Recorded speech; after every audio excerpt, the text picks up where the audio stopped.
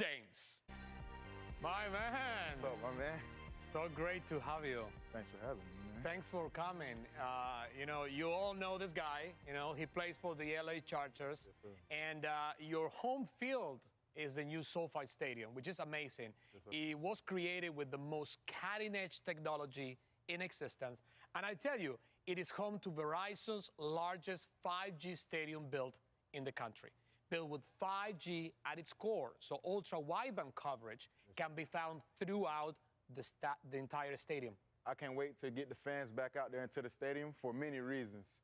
The venue is incredible. The tech is built around is going to totally reshape how we watch and play with the game. So great to have you. It's very, very, very cool. And listen, we can talk about these tech enhancements for a long, long time. But you're here today because you're not only a competitor on the field, but you're also a passionate gamer, right? A huge Madden NFL fan. I am. I started playing football when I was about 4 years old and Madden NFL when I was 7 years old. So you can say I've always been a competitor. I always wanted to be a professional football player. When I played Madden NFL as a kid, I created my player. I wanted to have super speed, super size. So, and of course, handsome. So, to be able to be the player I am, it showed a lot of dedication. That's so cool, and you achieved all of that. I don't know about the handsome one, but anyway, it's a great story. And I'm sure you've seen tons of changes in the game since you started playing, both on the field and also on the screen, right? You could say that. The innovations around Madden NFL and the gaming overall are incredible. The tech advancements have enabled so much. When I started playing, there were maybe the color cords with the images were blurry, the networks were kind of slow, so you're constantly getting a lag. It's so different now. The visuals are more realistic. Networks have gotten better. And you can play with a group of people all over the world, so you don't even have to be in the same state or city. You can be playing with a friend in a whole nother country, which is amazing. Oh, my God, it's amazing. And you can't believe what 2 decades of innovation can do to the game. So as you think about the future, what do you want to see next? Madden NFL is already delivering a lot, but I'd love to see more new modes and experience with deeper and authenticity and to what it's like to be on the field. I want to feel like I'm in this moment as a player. I want to feel like I'm out there. So more engagement with opportunities to connect with people and other people across the world. So being able to be mobile, because I'm constantly on the go as an athlete, so I want to be able to connect with my friends mobilely too. Oh, that's really cool. And listen, I'm glad that you mentioned mobile because we believe at Verizon that mobile is the future. Yes, sir. We ended the year, and I'm going to hear this number, with 17,000 5G small cells all across the country. Wow. And we expect to have by the end of the year 30,000 so everybody can enjoy 5G. So I tell you, this kind of expansion means that the powerful connection you need for console quality gaming experience on mobile, like the one you won, will continue to grow very quickly. And here's one other thing. We are taking it also to the next level because we are combining this power of the Verizon network with the creativity of the developers of EA. Their team will work with our 5G labs to innovate using 5G to focus on creating the most dynamic player experience ever. So together, our goal will be to produce optimizations for EA Sports, including your favorite Madden NFL Mobile, using low latency to develop mobile experiences, the kind of the ones that Derwin, you, my man, and so many others are craving. That's amazing. That's amazing. That's literally changing the game. Seeing the networks and improvements created over the last 20 years, I can't wait to see what the next 20 years bring with the power enhancing of 5G power. That is it, the power of 5G. So great to have you, man. Thank you. Thank you for having me. Thank you. Good to see you. Yes, sir.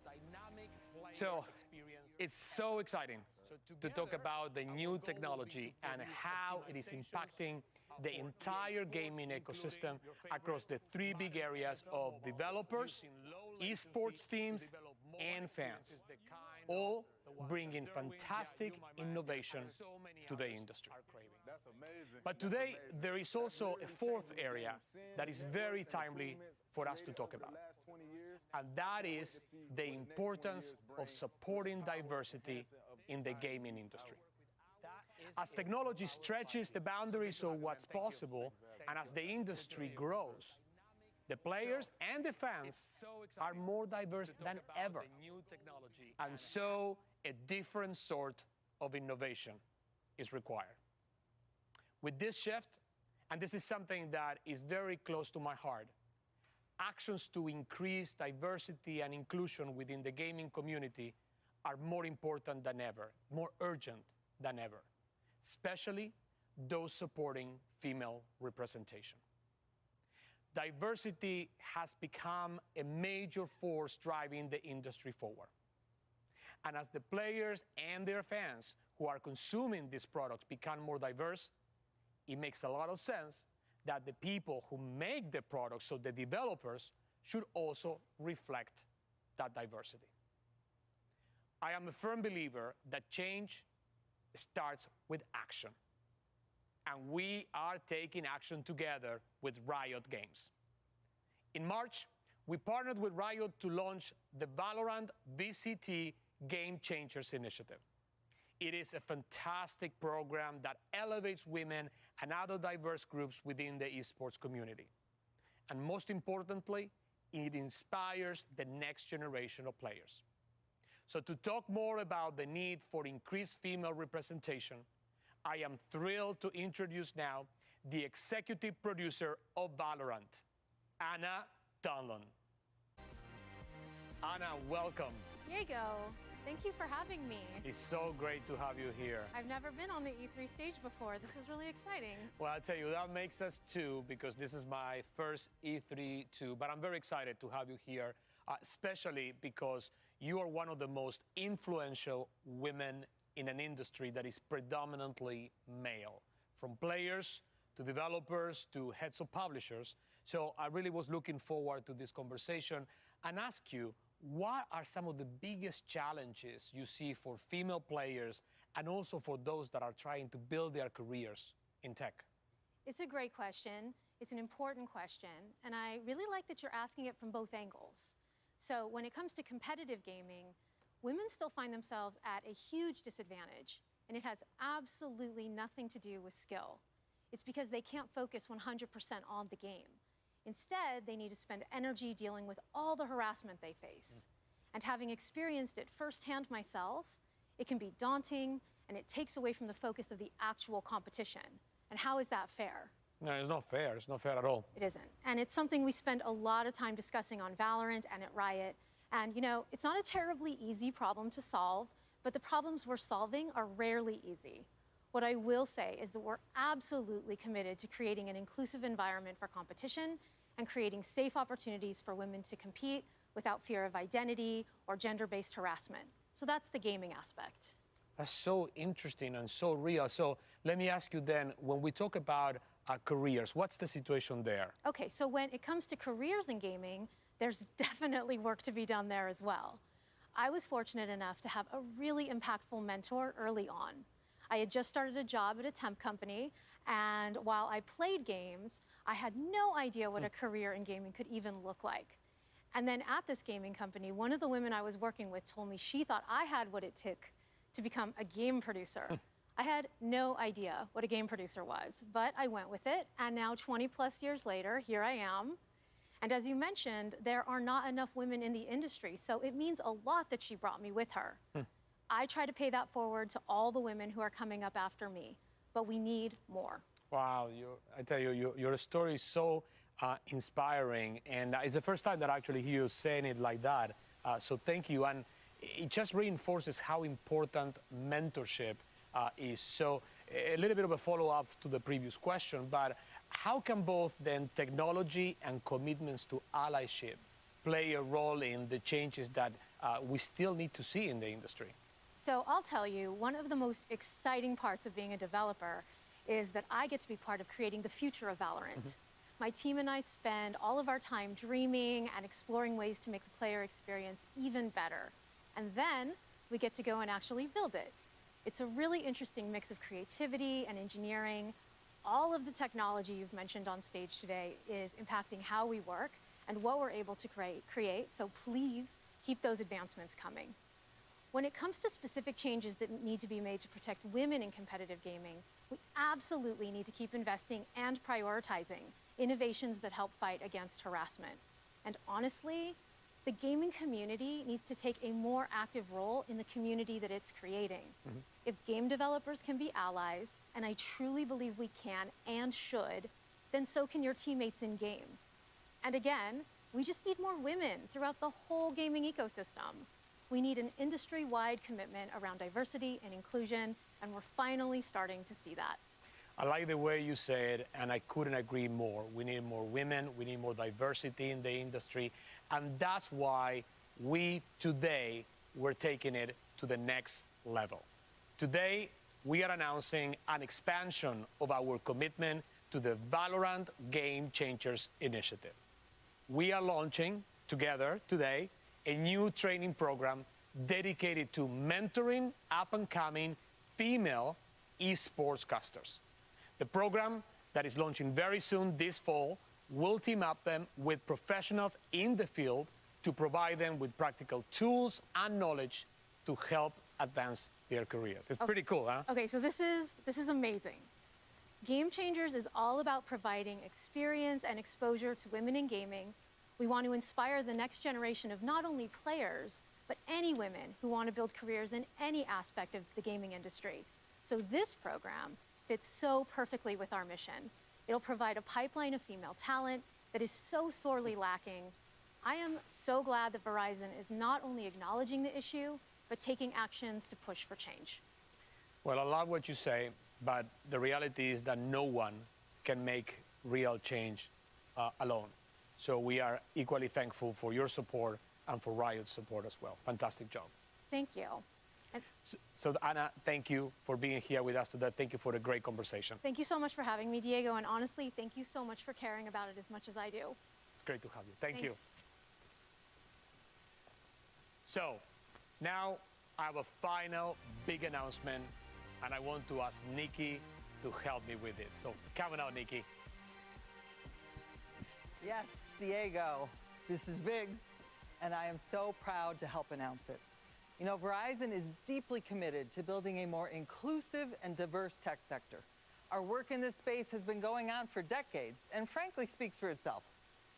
We are so proud of the work we've done, but we also know that more action needs to be taken to address the lack of female representation in gaming and more broadly in STEM.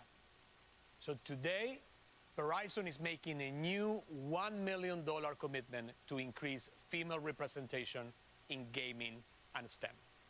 For this, we are creating the Verizon Game Forward Scholarship. The scholarship is an expansion of the Future Fund, our initiative to support emerging female talent across entertainment and technology. That's right. And you know, this fall, Verizon will partner with 5 historically black colleges and universities to provide scholarships to 5 female students at each school who are active gamers and also pursuing degrees in fields that are tied to gaming development, such as computer science, graphic design, software engineering. And those 5 schools are Dillard, Delaware State, Morgan State, Texas Southern University, and Howard. We'll build tech centers on each of these campuses that will be open to the entire student body. And we'll also provide the scholarship recipients with access to the Verizon 5G Gaming Center for training, as well as mentorship. And I tell you, here's the best part.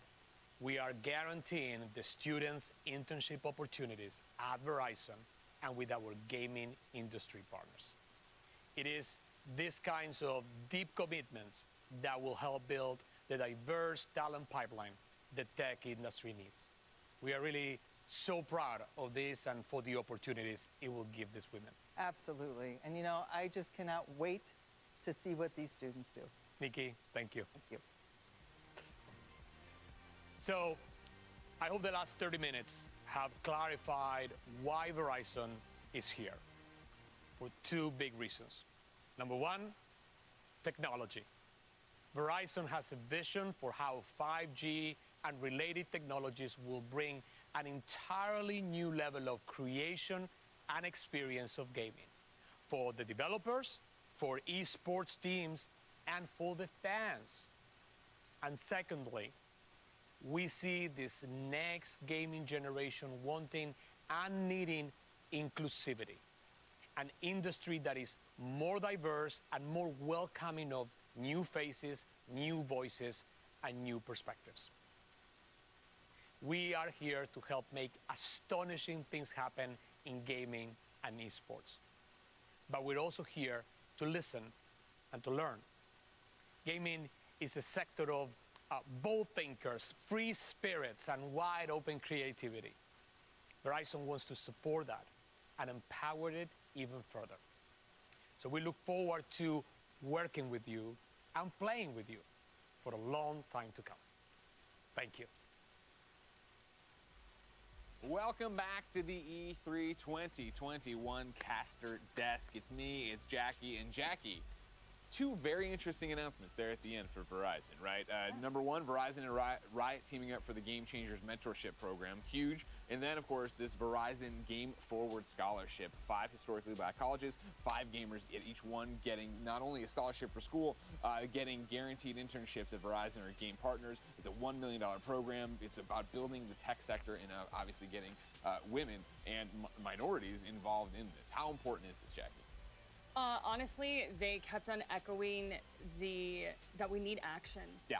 To create change, like we need to start doing things like this. And you think that we've made so much progress, but I can't even tell you how many times people come up to me and they're like, "You play video games? Yeah. Really? I didn't think that you would be into that." And I'm just like, man, it's crazy.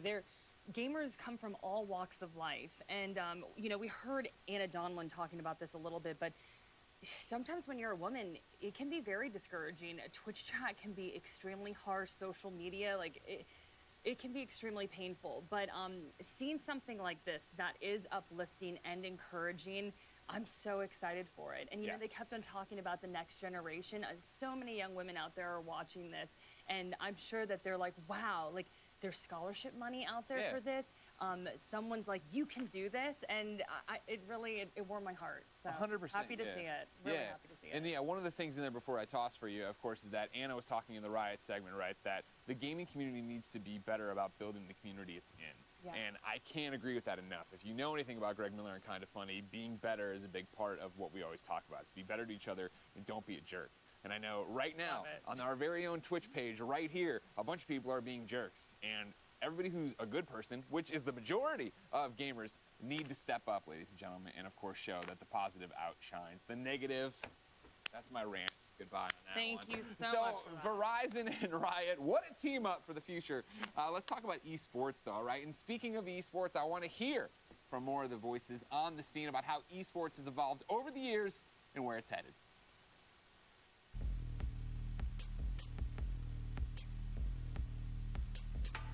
For the longest time, I didn't even tell my friends and classmates in school that I was a professional gamer. Back when Blockbuster was still open and we had MLG events. People that organized tournaments, and people used to drive around vans with computers and off their own money just to set up these LANs so people could play, so there could be an experience of, you know, people gaming against each other. And I would go to my local Blockbuster and compete in getting the high score in different Nintendo games. And I would always win. I always compare it to like a fight club, you know, underground, like super secret. And over time, you know, it's blown up. The industry and the people in the industry who were once, you know, made fun of for being nerds and playing video games and, you know, the stereotypical living in their mom's basement, are now the cool kids on the block. And I think now that we, as people that are involved in gaming and esports, can actually dedicate our time properly to this, that shows me just how far we've come. Once I started to play competitively for League of Legends and realized there was an opportunity to also bring kind of my heart and my energy for the game and make it lucrative, I had to follow my heart. I'm just very excited to see more and more people being able to turn their hobby, turn their passion into their jobs and making a living out of it. And now you can legitimately be a kid and tell your parents, like, hey, I want to be a professional esport player. Day to day, I wake up every day and I'm just really happy to get to play games for a living. There's Fortnite players that are 13-year-olds that I know who have the work ethic and drive and put in the time and effort like a job, more so than even my friends who have full-time jobs. In the beginning, it was like nerds play video games and jocks play sports, but now you have like NBA players and NFL players that are streaming and making videos. People are now coming out about it, like, come out your gamer closet. You know, it's not, you're not a geek no more, you're not a dork, and if you are, that's cool now. When I was a young girl, you know, I was playing 2K a lot, and I never thought I would see myself in the game, and boom, there I am. I'm able to drop 40, 60 with myself and actually look like myself. It's really started to mesh together, and it's created like my perfect little child. This sports mixed with video games is like pretty much been me my whole life, but now the world can see this. I think that's what makes esports so compelling, is that there is an opportunity for anybody, no matter where you're from. Anyone can be a gamer. You know, you're not capped by your physical attributes. It's pretty easy for people in esports to gravitate towards underdog stories. I think people love those, and there's a reason, because I think many of us in esports have felt like underdogs ourselves. Growing up in a children's home without a support system, family, financial means, I just never thought that following my dreams was on the table for me. Like, that just did not seem reasonable. Now here I am. I turned my passion into my job. I love my job every single day. I met my husband at a gaming event, and I made lifelong friends. And I found my place, and I found a family along the way, and I couldn't be more grateful. I can't imagine with how far it's come to see the next couple phases, but I don't think the hype behind it is going to slow down anytime soon. I mean, I just see it going up. Content creators booming, just becoming so much bigger than before. New games releasing, more esports, more involvement and acceptance. Like, I think it's going great, and I don't think it'll stop growing anytime soon.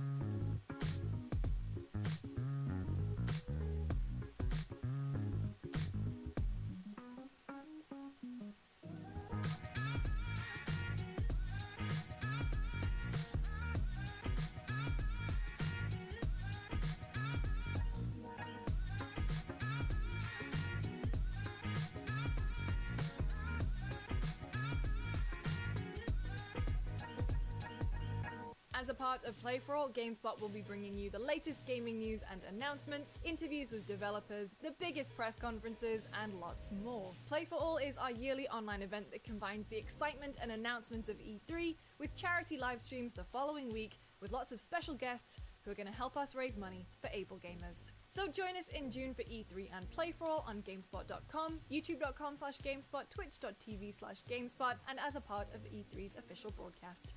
See you then.篝火营地是中国领先的游戏媒体，创立于2018年，致力于为全世界的中文游戏玩家提供专业、精准、迅速的资讯情报。篝火营地立足于中国，与多家国际一流游戏媒体同行达成正式内容合作关系，源源不断地将最新鲜的游戏资讯第一时间带给全球中文游戏玩家。自成立以来，篝火营地在全网的内容浏览量已经超过5亿，服务了数百万的读者和玩家。我们的愿景是做游戏文化传播者。您可以在全球各大手机应用市场下载篝火营地 APP， 或者访问3w.gamebonfire.com 来加入游戏传播者的行列。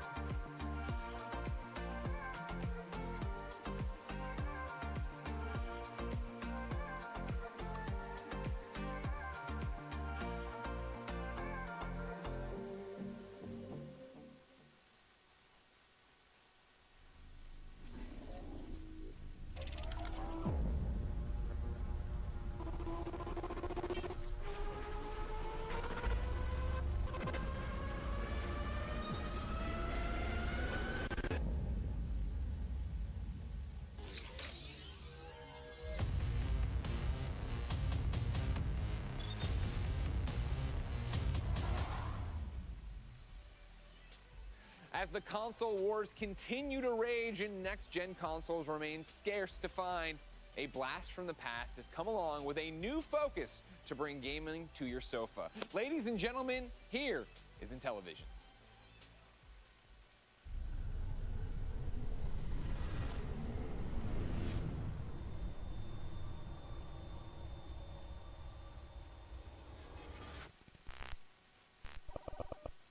Hi, I'm Tommy Tellerico, and what an honor it is for Intellivision to be a part of this year's E3. I want to personally thank the ESA for having us be involved. And we have seen some incredible stuff. What a great time to be a gamer. I've been in the video game industry for over 32 years and have been a part of the creative teams that have made some of the greatest video games of all time, including things like Disney's Aladdin, Earthworm Jim, Tony Hawk Pro Skater, Metroid Prime, Guitar Hero. I'm even the guy who did the oof sound for Roblox. Ooh. Don't hate me. In fact, I own the Guinness World Record for the person who's worked on the most video games in their lifetime. My mother's very proud. But I'm here today to talk about Intellivision and our brand new video game console, Amico. Now, Amico is the Italian word for friend, and that's basically what we've designed our entire system and games around. That friendship, that multiplayer, that couch co-op experience. See, when I was growing up, we didn't have the internet to play video games, so if you wanted to play with somebody else, you went over their house or they came over to your house. It was everybody in a room. In fact, I bet if you're a hardcore gamer, you're probably like me, and I bet your fondest memories of playing games were when you were playing with other people in the same room together. That's what we're all about. Now look, I'm gonna be honest, for a lot of you out there watching this, I'm not gonna impress you with our teraflops and gigawatts and screaming processor and incredible lifelike graphics. That's not what we're about. What we are is a really simple, fun party machine that you can bring out when maybe some of your non-gaming friends come over. Maybe you have a husband or a wife who isn't into gaming as much as you are.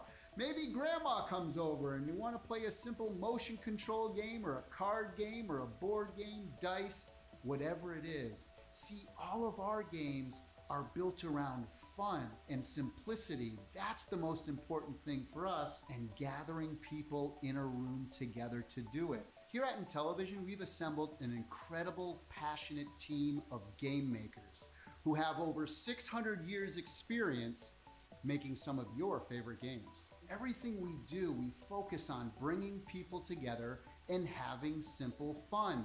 In fact, we've designed our hardware entirely around those two things. So for example, our controller is really unique. It has a color capacitive touchscreen on it. It really comes in handy when you're playing others that might not be as good as you in gaming, so it's a great way to give them little hints. For example, here in Shark Shark, whoever's in last place, it will vibrate, because we have haptic as well, and then it shows the color of the clam that's going to release the next big bonus pearl. So only that player will get that information. And also, having a screen on every single controller gives you a lot of really cool and unique abilities to do game and game designs. For example, everybody has their cards and they can hide it in a game like Spades. And here you'll see it on Farkle, another one of our 6-pack-in games that you get free on every console. You can shake it and you'll feel the vibration. We have haptic feedback. And watch, you pour it out, boom, and the dice pour right out onto the screen.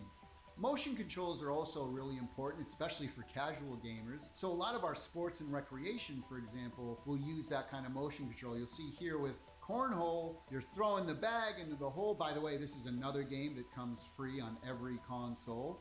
Now our main disc is really unique as well. Most directional pads have 8 positions, up, down, left, rights, and the diagonals. It has 64 directions and touch sensitivity as well, so the harder I press down, it'll affect gameplay. Here's a feature I think a lot of gamers are gonna love. I can take my controller, I can go over your house, dock it in your system, and because it recognizes that it's my controller, we can now play all of my games that I own on your system at your house. As long as my controller is there, my games are there as well. Another cool feature that we incorporated is wireless contact charging. So once you're done with your controller and your game's over, you just dock it right back into the base and it charges for you. Another unique feature of Amico is that we have interactive LED lighting all throughout the console itself, the base, and all of the controllers.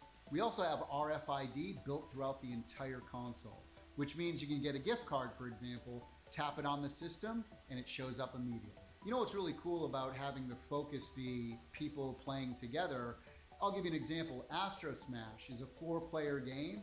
At any point during the game, somebody can pick up a controller and just hit the ship they want and go right into the game at any point. Now, for all you collectors out there, you'll be happy to know that not only can you download games digitally, but we also have physical media as well, and we'll be releasing more information about that later this year. Now, here's something I think a lot of gamers are going to appreciate. We don't allow any loot boxes, in-game purchases, in-app advertising, or paid downloadable content, but what we do have is an online leaderboard system for most of our games where you can go in there and check your scores against your state, your country, the world, or the month, the year, and of all time. And those scores tie into our achievements as well. So if you have the high score at the end of the month of your country, we're gonna email your certificate that you can go print out and hang on your wall. Now, as we all know, the most important part of any video game system are the games themselves. They all have to be super fun to play. And that's where we really, really shine. In fact, all of our games on our system are highly curated. All of them contain a single and multiplayer or couch co-op mode. And all the games on our system are exclusive or contain exclusive content. Like Retro Reimagine, where we take some of the greatest classic video games of all time, give them new graphics, new audio, add multiplayer and couch co-op. Some of the things we have, for example, 12 of the best games from Atari like Breakout, Asteroids, Tempest, Missile Command. We have games like Burger Time and Bump and Jump, and even some of the best Intellivision games from the past like Cloudy Mountain and Night Stalker. We have edutainment titles for kids 7 and under, things like Sesame Street and Care Bears. Now, our original IP category contains brand new games that we've created, a lot of times around our unique controller. Some of those games are platformers like Finnegan Fox, Bomb Squad, Space Strikers, Flying Tigers, and we even got the original Echo the Dolphin team to create our new title called Dolphin Quest. We even take more modern games and add exclusive co-op modes. Games like Rigid Force Redux Enhanced and Dino Blaster. Now, our sports and recreational category not only has big sports like Major League Baseball and soccer, but also recreational sports like cornhole, skiing, pool, and many more. Now, our casual category contains many party games, dice games, board games, card games, things like spades, emoji charades, and even award-winning board games like Blank Slate, Telestrations, and Ink and Gold. Now, I've already mentioned some really big partnerships and licenses like Major League Baseball and Sesame Street, but we have even more, including things like Mattel Hot Wheels, Harlem Globetrotters, and so much more. Now, we've previously announced that we're doing a brand new exclusive Earthworm Jim game for Intellivision. And we got the original team to be working on it. We wanted to do something special. So we're gonna give away 3 of these new prints. All of the team members signed it. All you have to do is email cow@intellivision.com with the subject line, Groovy. You have till the end of June to do that, and then we'll announce 3 winners at the end of the month. Well, thank you for spending a little time with us here today. Hopefully, as you can see, our approach is a little different than everything else that's out there, and we really don't view others as competition. What we're doing, we view as complementary to what the video game industry is doing. It's such an exciting time to be in the industry, to be a fan of the industry, and we are fans of the video game industry. And you know, if there's something that you've seen here today that might be of interest, or maybe you're a developer who wants to make some games for us, maybe you want to place a pre-order, please go to Intellivision.com. We want to hear from you.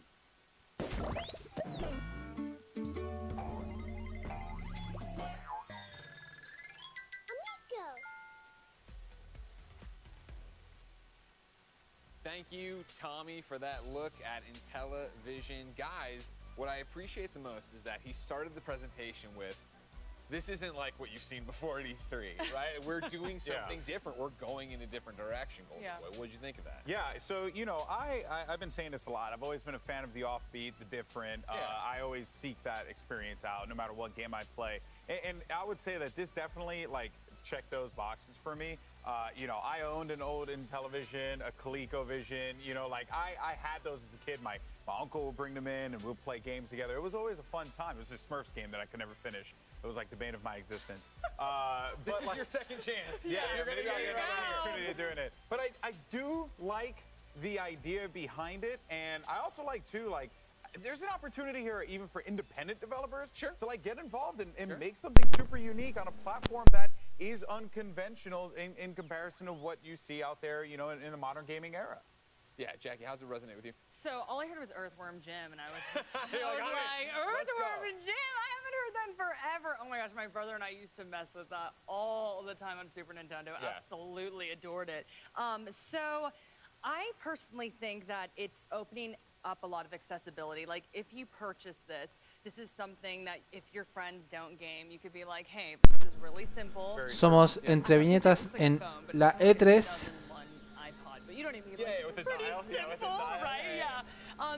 Somos más que solo cómics. Estamos a la espera de la conferencia a las 13:15 con Take-Two Interactive. That was a slower character, and it was a struggle. Yeah, it was a struggle. Yeah, I understand. Maybe he could do better with the Amico. So for me, what stood out was definitely Earthworm Jim, and then definitely accessibility.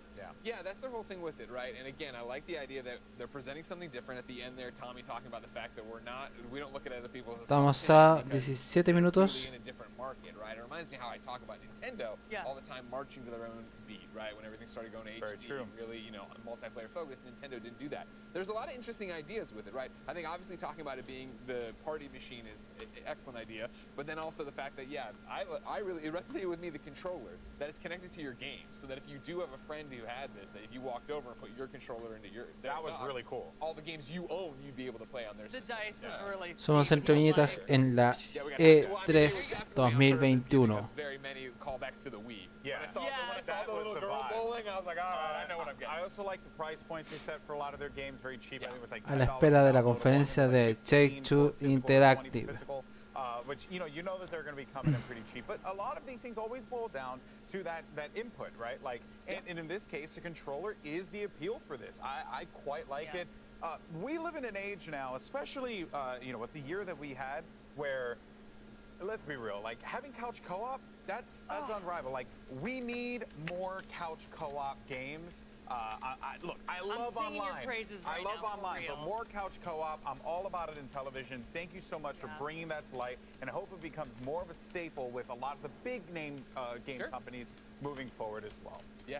I love the idea too of that if you are the top in your country or whatever, at the end of the month they send you a certificate to print. That's cool. That's pretty cool. Yeah, it's like very Twin Galaxies type vibe. I like that a lot. Yeah. But yeah, cornhole. They make a cornhole game, so that's all we. That's all you need. Cornhole, baby. Ladies and gentlemen, the year was 1995, and the Electronic Entertainment Expo debuted for the first time in front and center in the world of gaming. Lots of things have changed since then.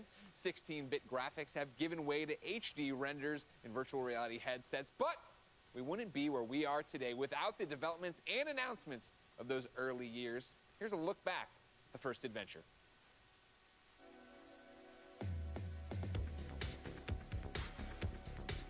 It is absolutely no wonder that E3 continued to live on after its very first show. The show was massive. There was a surprise console launch. You could get a Killer Instinct character tattoo while you played Game Boy. You could try out not one, but 3 VR headsets, and this is all in 1995. So let's take a look through a sometimes 4x3 lens at what the first ever E3 was like. May 11th through 13th, 1995, over 55,000 industry, retailer, and press attended the debut Electronics Entertainment Expo at the Los Angeles Convention Center. There was no shortage of games you could just walk up and play, especially at the Atari Jaguar booth. This would be the only year the Jaguar system would have a booth, but it came in big and even showed off a VR peripheral that was still in development. Or you could meet Rayman and Somos Entre Viñetas en la E3.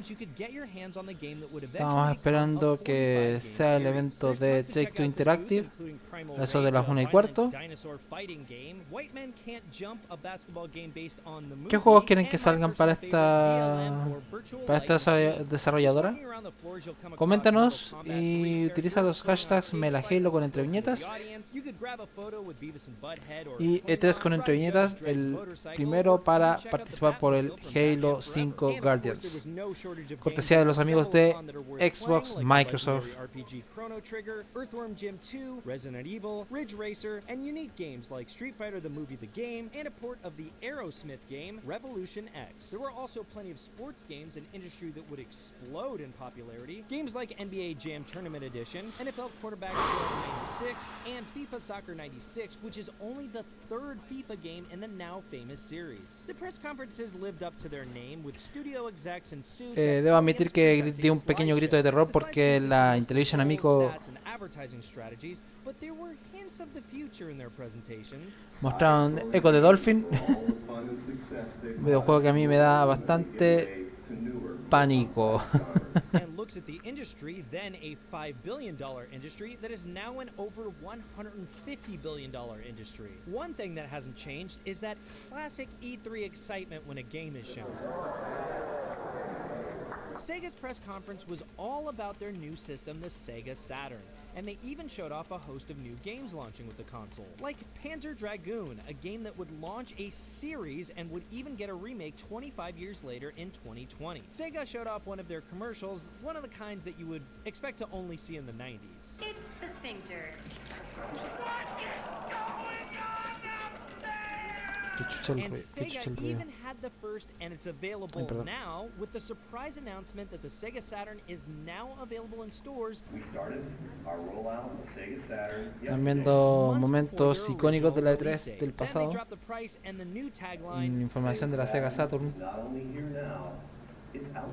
For Sony's presentation, it might surprise you that while Keanu Reeves made a more than memorable appearance at E3 2019, he made his actual first appearance as a key visual in Sony's opening sizzle in 1995. con Keanu Reeves. This very 90s sizzle was pretty important because up until that point, Sony was still widely known as a tech company and hadn't released the PlayStation yet, at least not in the US. We were seeing the birth of a conferencia de Sony antes de la major PlayStation system through y la cheapy PlayStation. slides and clip art. But then came one of the most memorable moments in E3 history. After Sega had earlier announced the Sega Saturn's price of $399, the Sony Computer Entertainment president came up to the stage and simply said, $299.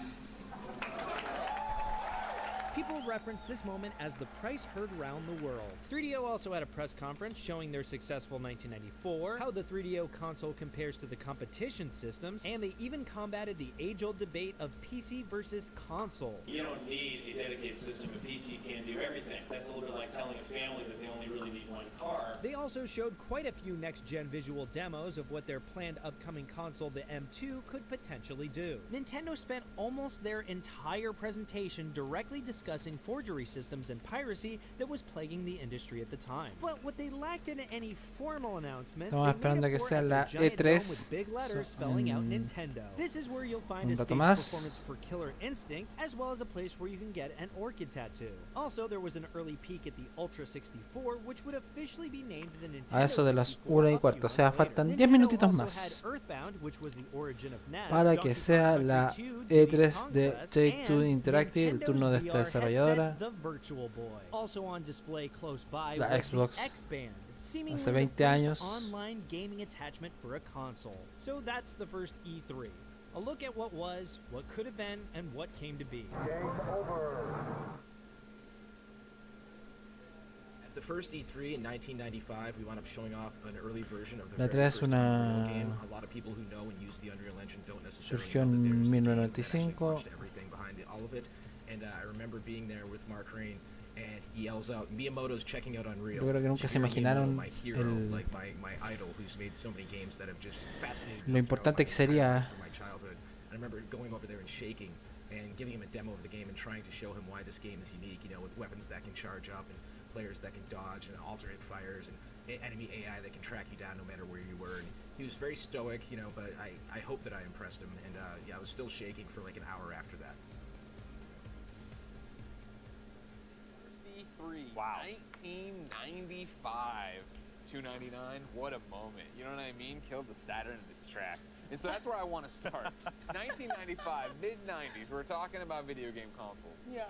Golden Boy, we'll start with you. Were you a Sega kid or a Nintendo kid? Oh yeah, I was a Sega kid. I was a Sega kid, dude. Sega kid, baby. Sorry. So here's the thing. My mother bought a Super Nintendo for my brother. Sure. But she was like, well, I can't have them sharing it because we're just going to argue and fight the whole time. So then, you know, she ended up telling my father, hey, you got to go get him a Sega Genesis. She took the credit for it, by the way. Boss mom. Shout out to you, Ma. And yeah, and then, you know, I had the Sega Genesis, but the only game I had for like the longest time was Sonic Pinball or Spinball. Spinball. So and that was like one of my favorite Sonic games. Oh, very nice. Yeah.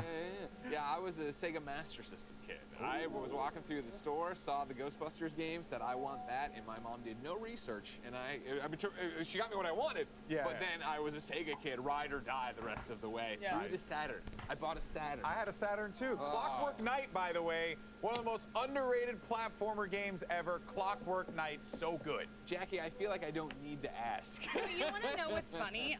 So actually, the first console we ever got was a Super Nintendo, and it is one of the most vivid memories of my life, actually. I remember my dad came in with a box, and my brother and I were chasing after him. We're like, what is this? What is this? And it was this little TV like this big, and he was trying to get it all plugged in. My brother and I were sitting in front of this like gray screen, you know? Yeah. And then Super Mario World popped up, and my brother and I looked at each other, and we just screamed, you know? Oh, wow. And little did they know that they were going to start a full-blown video game obsession after that. But I messed with Sega, okay? I would go to my neighbors, and we would play NBA Jam. We'd be like, he's on fire! Oh my gosh, I loved it. And actually, my brother and I got a Dreamcast as well, but we were mainly a Nintendo family. Well, yeah, the only reason I said I think I know is because you have Yes. an SNES game in front of you. Actually, I did bring Chrono Trigger. I thought we were going to be talking about our favorite games from the 90s, and obviously, like, this one, it's near and dear to my heart. My brother and I played it repeatedly. Sure. And Robo's theme was my ringtone for probably 10 years, and then I got an iPhone, and I was like, wait, you can't make a ringtone for these, or can you? And I just haven't figured that out. But anyway, yeah, this story just always resonated with me so much. I was a weirdo. I played like Secret of Mana and Terra Enigma and Illusion of Gaia. But those were like heavy, dark stories for 7- and 8-year-olds to be taken in. So my brother and I are like, you know, we went into the Incan ruins and we found this corpse, and it was like, please tell my family that I shouldn't have gone out searching for treasure, and I abandoned them. And my brother and I are like crying, you know, but I do think that these games made me the person that I am today, and made my brother the person that he was. I'm sorry, I don't mean to get emotional, but I think we can all say that games have had a profound effect on our life. And 100%. these games from the 90s, don't sleep on them, people. Don't sleep on them. Man, they got really, really amazing content. So can I see the box? Of course, I know. I'm like, I don't think I've ever. Yeah, do you want to put on white gloves before you handle it? I feel like I should. I mean, like, I've never actually held a Chrono Trigger box. I know. It's. I saw one in Tokyo in Akihabara. I walked around for a little bit, and I saw one there, and I asked the guy if I can grab it. He looked at me, said I was crazy, and then I left, being, you know, in tears. But this is like a piece of history. Yeah. This is super cool. Greg, you can hold it too. I mean, I know this. Yeah, no, this is. You're setting me up for like when that guy shows the Woodstock ticket and tears it in half by accident. I'm not touching that. I'm not ending up on live stream fails. Oh my god, I love it. But I feel like you can just feel the energy like coming off of the game. You know and it was one of the greatest RPGs. I know, ever. seriously. Till this day, is still one of the greatest RPGs. Like top 5, I think. Oh, easily in my top 5. Yeah. What's in your top 5, y'all? I want to say real quick that, and this is a reformed Sega kid speaking, that like video games made me who I am today. Obviously, it's my entire life, my entire career, my entire passion. Yeah. But like, I always look so longingly at people who were Nintendo kids. Because you have, like, because I feel like you guys had a different education, and that's not to say Sega didn't, but like I was a dumb kid. No one else liked video games as much as I did, so I was like just playing licensed stuff all the time, which got me like Castle of Illusion, Mickey Mouse Castle of Illusion, which was great. But it was also like the Jurassic Park game and all these other Independence Day on Streets of Rage, Sega. baby. Dude, I love Streets of Rage. Me and Mike Started on Boylan, I remember that on Genesis sitting there. I remember having the blood in Mortal Kombat, being super stoked. Battletoads versus Double Dragon, Sega Genesis. That game was freaking impossible. But oh man, and Lion King, by the way. Big shout out to my buddy Sancho West, who just finished Lion King recently on stream. Sancho West is my buddy. Oh, okay. Well, he's actually my friend, but he's like. This is what happens when I can't sit between them. Darn it, Sancho, I believed in you. I won. It's all me. I won. Ladies and gentlemen, of course, what are your favorite 90s games? Let us know with the hashtag E3 2021 so we can get you up on screen. But still to come here on the E3 stage, we've got our indie showcase, Capcom, and so much more. The party's just getting started, so don't go anywhere.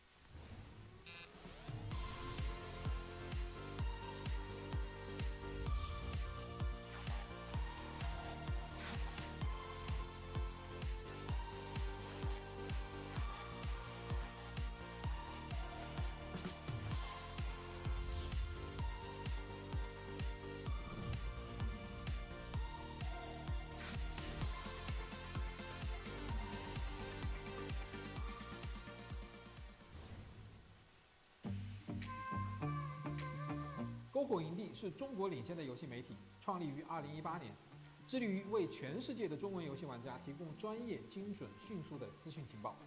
篝火营地立足于中国，与多家国际一流游戏媒体同行达成正式内容合作关系，源源不断地将最新鲜的游戏资讯第一时间带给全球中文游戏玩家。自成立以来，篝火营地在全网的内容浏览量已经超过5亿，服务了数百万的读者和玩家。我们的愿景是做游戏文化传播者。您可以在全球各大手机应用市场下载篝火营地 APP， 或者访问3w.gamebonfire.com 来加入游戏传播者的行列。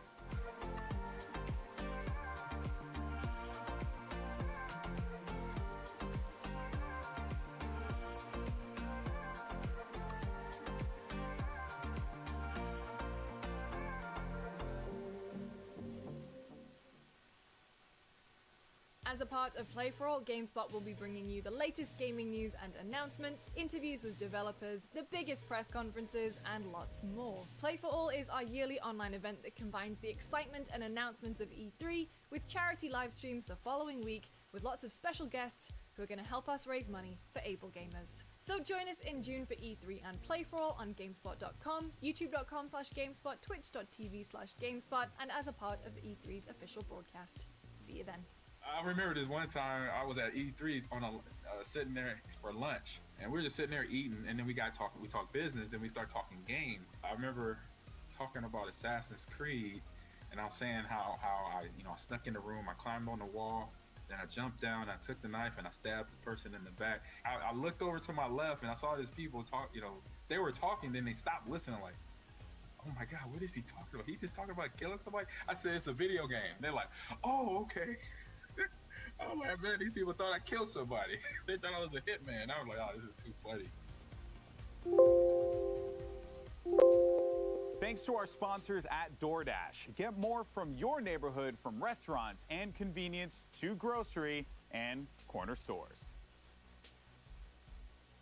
All right, folks. Well, we are back here at E3 2021, and here's the truth, guys. Sometimes the most difficult discussions, are the ones that you need to have the most. And with the gaming community already being such a diverse place, it's time for the creative space to reflect that. So here's take 2 with an important discussion on the necessity of diversity, equity, and inclusion, and the corporate responsibility to honor those things.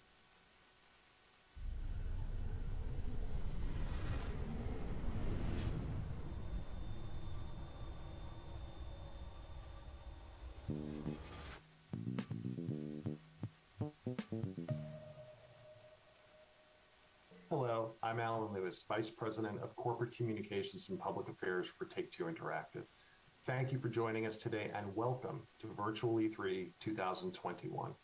Take-Two, like many organizations, is deeply committed to and actively involved in numerous initiatives to enhance diversity, equity, and inclusion within our society and industry. Affecting meaningful, sustainable change is a continuous process, and there is no one solution that can achieve that goal. We believe that to enact change, especially for those in underserved and underrepresented communities, there needs to be a continuum of activism and engagement with educational programs serving as its core foundation. Beginning with children in elementary school, we have the ability to light a spark of creativity, intellectual curiosity, and wonder that can last a lifetime. Continuing through middle and high school, we can support and nurture students during their formative years and increase the depth of their skills that can provide a pathway to attending one of the 400 plus colleges and universities within the United States that offer degrees in game design. Providing opportunities to attend these academic institutions, including need-based financial support, is also a critical component to helping end generational cycles of inequality. And while pursuing their creative and technical degrees, students can learn firsthand from industry leaders that share their experience, acumen, and passion through one-on-one mentoring and internships at our organization. Together, if our industry can execute this continuum, we will have invested meaningfully in the lives of the youth from these communities for more than a decade before they begin their professional journey. Diversity and inclusion make us a better industry for today, and most importantly, for tomorrow. It allows us to make better entertainment experiences that are authentic, culturally relevant, and reflective of the audiences that enjoy them. Today, we have brought together a few of our important partners who will share their organization's mission and role in this endeavor, as well as their insights on how we as an industry can continue to take these important steps together for the future. We hope that you find their work. Estamos en la conferencia de Take-Two Interactive. Somos Entre Viñetas, somos más que solo cómics. Thanks, Alan. It's my pleasure to be your moderator for today's session. Before we begin, I'd like to introduce my esteemed panelists today. We're going to start off with Jim Huntley. Jim Huntley is currently the professor and head of marketing at USC. Jim is a faculty advisor, and he's an executive producer for USC Games Expo and a co-founding partner of PACU Gaming. Next, we have Susanna Pollock. Susanna is the president of Games for Change, which is a nonprofit that empowers game creators and social innovators to drive real-world impact through games and immersive media. Next to Susanna, we have Gordon Bellamy. Gordon is a professor of practice of cinematographic arts at USC. He is also the head of USC Bridge Incubator, which is a program that helps to cultivate the next generation of leaders in the video game industry. And last, next to Gordon, we have Layla Shabir. Layla is the founder of Girls Make Games, which offers a series of summer camps, workshops, and game jams designed to conferencia de Take-Two Interactive of designers, creators, and engineers. Welcome to all of you, great panelists, and thank you so much for joining our important discussion today. Now, I'd like to dive right in here, and Jim, I'm going to start with you. In Alan's opening, he mentioned something that was so important, and it was really just talking about the increasing role that diversity, equity, and inclusion it is playing in the video game industry today. So before we get into the big concepts that we're talking about here, let's just break some things down for our viewers. Jim, can you help us understand and talk about equity and diversity and why it's so important in the conversation about the video game industry today? Absolutely. Equity and diversity has been a challenge for the gaming industry since its inception. It hasn't really changed very, very much over time. But I think the biggest change that people are seeing in the last 2 to 3 years are the lack of it in the modern era, and the rationale that there's no excuse behind not having better equity and diversity in the industry from here on out. So what I like about working with companies like Take-Two and some other companies that have reached out to me about an initiative we started called the Gerald A. Lawson Endowment Fund is that companies are now looking to invest in getting more diversity in their ranks and getting more stories told from different points of view. I appreciate that. That's great conversation there. So let's talk about just kind of the inequities and why is it so important to have these conversations. Let's talk about that whole aspect and just getting people in the right mindset to understand what's available for them as majors in this industry. Jim, talk to us a little bit about that. Absolutely. So a lot of what we've been focusing on from a USC Games perspective is making sure that students of color, Black and Indigenous students in particular, because they have the least amount of representation within our industry out of all the various demographic groups. We've been focusing on scholarships, but the challenge that we have, and I think the challenge that society and the industry has, is it starts earlier than that. There's a phrase from, I can't remember who to attribute it to, but there's a phrase that he used that I remember saying, the inequities of our past pay dividends into the future. And that sticks with me because the reality is if you don't have a great opportunity or access to computer science labs and specialized education in grade school and high school and junior high school, the odds of you having a great portfolio piece when it comes time to apply to a program like ours puts you at a deficit. And if that deficit keeps rolling on into the future, generation after generation, the gap between the ability to get into some of these slots in game design and not being able to get them gets wider and wider. So we need to do a better job as a society, and we are willing to do our part and help work with companies like Take-Two to lead the vanguard on how do we get students some opportunity from grade school? Like, how do we make sure they can see this as an option? Because when I, as a Black man, get in front of a small group of grade school students, and I say I work in the video game industry, you can see the eyes just their minds explode because they've never seen anyone like me and the videos they see on YouTube or other visitors to their classes, to their seminars. So it's important to show that we have presence here, but it's also important to make sure that the students who look like us, who are 20 years, 30 years, 40 years behind us, also have the opportunities that we didn't in some cases to get a job in this industry. Yes, thank you so much for your insight. So important there. Susanna, that really kind of speaks to a lot of the great work that you're doing in helping to reach this underserved community. Can you talk about the work that Games for Change is doing? Sure. So, our mission, as you said earlier, is to empower game designers and social innovators, right? To use games for social change. And we see our work with younger people as really inspiring the next generation, right? And so just what Jim was saying, like we're going as young as 6th grade, sometimes 5th grade, but trying to give young people, and mostly in Title I schools, so those are schools that qualify for free lunches, which often are representing the underserved communities, an opportunity to dive in deeply into this gaming industry, this experience they all love to do, and help them become creators of this content, not just consumers.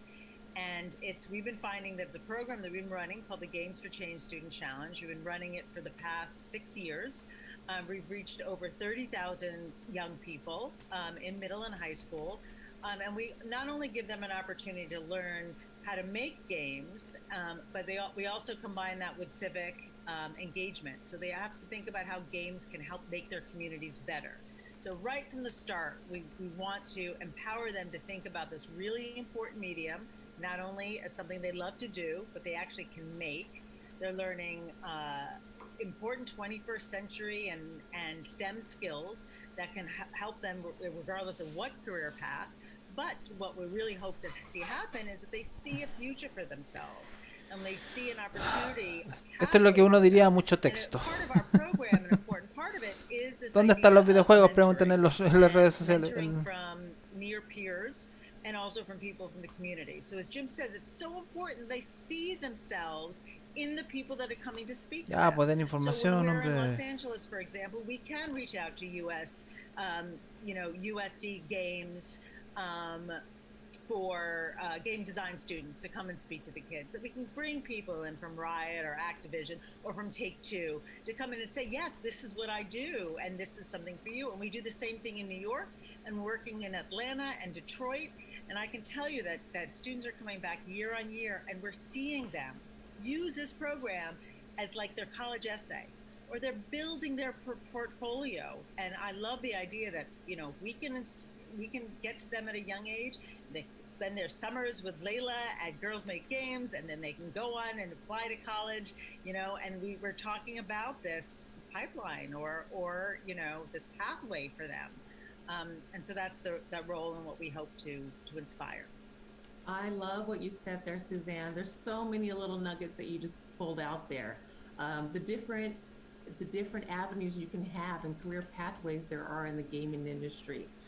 Just the activity that you can have in terms of having mentorship and role models and representation, and just, you know, having good gamers out there. So there's so many things that you talked about that I want to hit on. Let's just pull Layla into this conversation and just talk about the idea of mentorship and representation. Layla, talk about the workshops and the summer programs that you offer to girls. How does that help to increase the representation and the mentorship aspects that we've talked about? Thanks so much for having me. I was on mute. This is 2021, still going on mute. But like Susanna said, I think it's really important to kind of pass that baton on. And I think we see this summer after summer, having created a place that's, you know, for girls. We get this question a lot, why do you need a space that's just for girls? There's so many programs out there that are open to everyone. But I think it's just so important to create that space because, like Jim talked about, it's so important to see people who are like yourselves. For many of the girls that come to camp, this is their first time walking into a room full of girls who love video games. You know, they've been so accustomed to kind of being the only girl on their robotics team, or the only girl that went to a coding camp with their brother. Ya, pues, den la info. The girl who's fighting her brothers for you know, the Xbox controller. So those are very common themes and stories, and I think it's important to kind of tie in not just the mentorship, but also the community. It's very important to walk into a room and feel like you're not an outsider. And the best way to do that is to show many more faces that look just like you. It's really validating to walk away, not just with the technical skills, but to feel like these are people that I'm going to, you know, kind of encounter in 10, 15 years, and we'll be like professionals, because right now we're just kids making games, but we'll be professionals in a few years. And 7 years out for Girls Make Games, we're finally starting to see, you know, these girls kind of make plans together to go to college. And this year, I would say, like, the first time we got in like dozens of emails from families saying, you know, my daughter is now thinking of college, and how do we get this portfolio going? How do we set that up? So I think touching on Jim's point too, there's so many challenges that, you know, people have to go through just to get everything right. You shouldn't have to rely on luck so much. So if you look at the women who are now excelling and thriving in the industry, and you ask them their stories, so many things had to go right in their lives to finally end up in the industry. Many of whom ended up there accidentally, like me and even Tony. I think Tony and I touched on that earlier. But it shouldn't have to be luck or accident. We can actually intentionally create these pipelines, and I think it requires all of us working together. O sea, es súper importante que las mujeres hagan videojuegos, pero amigos, esto ya, por favor, den info. Getting them onto the programs, and then passing them on to the student challenge, and then on to USC, and then finally on to the industry. I think that's basically the magic formula to solving the problem that we're talking about today. Yes, thank you for hitting on that pipeline challenge and actually solution. You really clearly laid it out there for us. I really, really enjoy that. And something else you mentioned is just like really opening this world of gaming to new, diverse, a pool and a spectrum of gamers. And how do we create those real pathways back into the gaming industry? Gordon, you've done a lot of work in just helping to create value where value was not seen in places in the gaming industry, specifically for the gay gaming professionals. Can you talk about how the representation and widening the spectrum of what gaming professional looks like, and how your company and your role really accomplishes that? Sure. So we have a mission which is focused on education, employment, expertise, and entrepreneurship. And the reason why is because alongside diversity and equity inclusion, there's a new word that's come up a lot, which is belonging, right? a feeling of belonging, of being default. And I know that people in their uniqueness do a lot of mental, socioeconomic, and sometimes social gymnastics before they get to be as good as they are, before they get a chance to participate in this panel or participate in our industry by and large. And I think the work that we all share is trying to disrupt some of those mental gymnastics, socioeconomic gymnastics, social gymnastics that young women, people of color, indigenous people, neurodiverse people need to do in order to be as great as they are, you know, to belong, you know, in the space. And sort of hearing, you know, what Layla's speaking to of a cohort, right, that treats each other as default, and where are we going to go now together, collectively? The program, you know, Jim's putting in place, right, with the endowment honoring Lawson, where there's going to be cohorts of Black and indigenous people, right, growing together. And the work that Susanna, you've been doing since before it was cool, okay? You were changing games, you know, making that dollar out of 15 cents before all of us. All of that work, you know, and with the support of corporations like Take-Two, right, is enabling us to move a generation forward. Specifically with GGP, we have a scholars program in partnership with Take-Two. Some go to USC, many go on to participate in Games for Change, and many have been girls who made games. And that's where we find ourselves intersecting, is at that college point of how do we take them towards professionalization, and then we hope to carry them through into employment, into being experts, right? Because that's the real challenge when you're trying to discover people. You don't want just to be entering, you want experts, right? And if things are going to really change, like this discussion, you need owners. Bueno, sí, esto es importante. Están hablando sobre el tema de all of you owners of facets of your business, right? That is where we become the batter, not the frosting, right? Sobre las inclusiones de ciertas minorías en el mundo de los videojuegos. No es malo, pero esto es una conferencia de videojuegos, creo yo. No, bueno, no sé si estoy meando fuera el tiesto, pero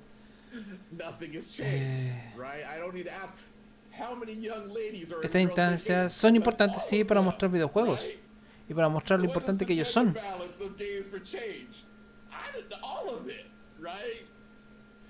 These sort of systemic changes, like that is the work I think we all share. I think it's why we all made time today, right? I've been to every E3. I was a booth boy when I started, and I'm still here, right? 25, 26 years later, haven't missed one yet. So I hope that someone out there sees this and begins their path, que se me entienda. right? And if this is additive, you know, that's Lo why we're importante all here. es que I appreciate that. Yes, exactly what you're saying. There's so much more that all of us can be doing. The accountability piece is really very important, Gordon. Thank you for bringing that up. I just want to lay this out there to all our panelists. lo que tiene que primar no es tu orientación sexual, y ojalá que en realidad no fuera un tema tu orientación sexual, sino tu talento. Entonces, si tu talento está supeditado al hecho de que So I o was thinking de about que eres this gay o no. in particular as Gordon was talking about the scholarships that he puts forward. So having organizations, companies like Take-Two have to be visible to young people, not just because they're buying, you know, they're downloading the games off of off of Xbox or PlayStation, but because they're there in front from the beginning. And so Take-Two has been part of our challenge since the beginning, offering scholarships to our grand prize winners. And I can tell you that that's a motivator for kids to participate, not just because there's a scholarship at the end, but it's because Take-Two is part of it. Like, it made us cool, right? And I think it's that relationship at that young of an age that makes a connection with people. Is like, yeah, they want to hear what I have to say. Right? Like, they're here because this program exists and because I'm interested in doing it. And I think that kind of relationship with these kids, whether they're mentoring and coming into a classroom, they're volunteering at a game jam, or judging games at the end of the competition. They're involved, and I think that it really has an impact in young kids' lives. Yeah, I love that. I just want to add to what Suzanne's saying. I think that, and something that, I mean, we're talking about Take-Two, and thank you for having us, is making the success of Black people, of women, of queer people. Yo creo que la industria de los videojuegos tiene que ser de por sí inclusiva. No puedes, no tiene que ser una industria racista ni nada. That's a business goal around which the business align. And I feel as though if the expertise of women, Black people, neurodiverse, other populations was a business goal, then that would be the change. It'd be that simple. Like, oh, our business is more successful if there is more of this, right? And that's about people being of value versus just being valuable, which are two different things. There's lots of exceptional people, right, who are of value in spite of their circumstances. They're valuable, right? There's a difference between saying you're of value and that's a business goal in itself. And I think that's the real change, because it used to be, I mean, just real talk, it used to be about exceptionalism, right? And be like, oh, you're able to thrive under this duress, right? Isn't that cool? Versus, right, you are actually who we are, so we are going to cultivate you. That's who we are year round. That's what we look like, what we sound like, right? Who we are, right? And so as the lever moves more towards that, right? The same way, like, I have biases. I attended Harvard College, so I'm of value, right? There's value in that, right? I'm treated that way in some circles. If the same lens was put onto women, onto brown people, Black people, queer people, then there'd be no, as the kids say, no cap on the change. No tiene que ser tema tu orientación sexual, no tiene que ser tema nada de eso. Simplemente tienes que primar tu talento. Eso es la industria de los videojuegos. Eso es lo que tiene que ser. No puede ser de otra forma, por decirlo así. Looking at value from different sources and kind of recalibrating our minds to that. But like you guys have said, it takes time. It takes starting earlier in the pipeline. I love that you just call that out. What other things can corporations do that are just different than what we've been doing in the past, perhaps? What would you recommend?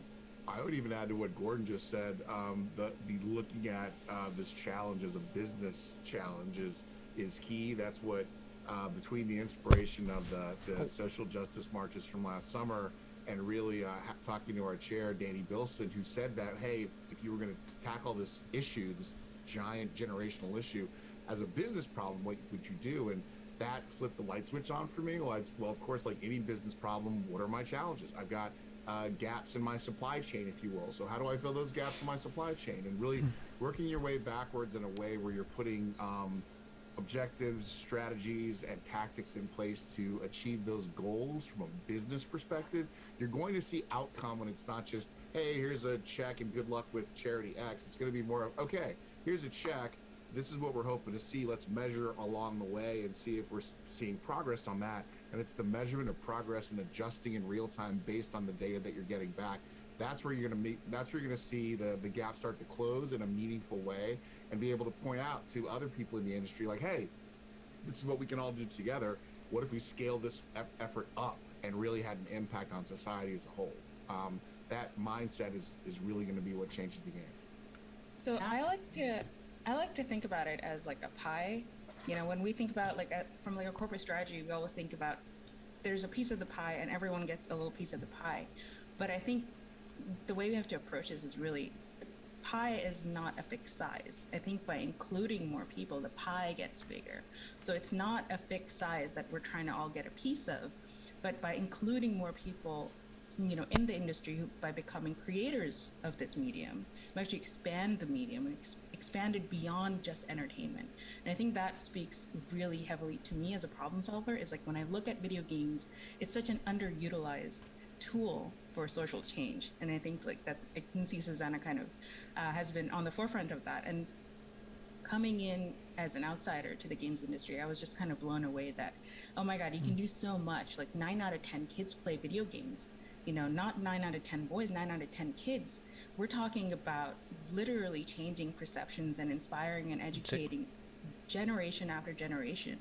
And yet that power rests in the hand of like a select few. And I think when you think about it, not just from a corporate responsibility, but as a social responsibility, like what are we putting out there for our kids to consume? I think we need to bring in pretty much everyone, anyone and everyone who's interested in building a future together in that. So between the pie and the corporate responsibility, I feel like there's a lot that gets lost. Like I think there's a big dichotomy between these are people that are doing good and these are people that are self-serving, but it doesn't work like that. We have to work together, and everyone does kind of go between what's good for me and what's good for everyone, you know.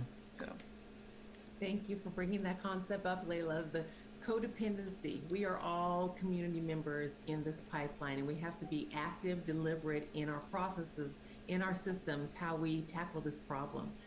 Before we end this conversation, there's tons of questions that we have that we want to ask you. So I'm going to pause right now and give our esteemed questionnaires a chance to ask their questions that are top of mind related to our conversation today. So we're going to start it off with some questions from our other video game Somos Entre industry Viñetas, experts here. We've somos got más que solo Carrie, she's cómics. an executive producer from Private Estamos Division. We also have viendo la Vanetta, who's E3 a de director of talent acquisition Take-Two with Interactive. Take-Two. And Mir, he's the head of mobile for Take-Two. So go ahead and fire it away. Hablando de la importancia de las minorías o de ciertas ciertos lugares, por decirlo así, sacados o fuera del mundo de los videojuegos, desgraciadamente.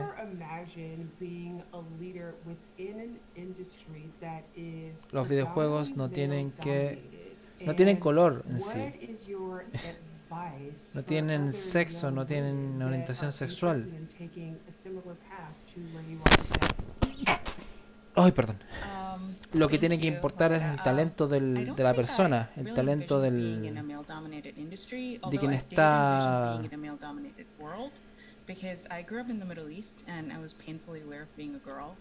quien lo está desarrollando, no importa si es mujer, si es hombre. No tiene que importar eso. I was fortunate that my parents were very supportive and they wanted me to pursue whatever dream I wanted. But I think having that mindset and coming from a world that was very much male dominated already Eso es lo que prepared tiene que me for, importar. you know, hey, whatever I end up doing, there's going to be more boys or men than me.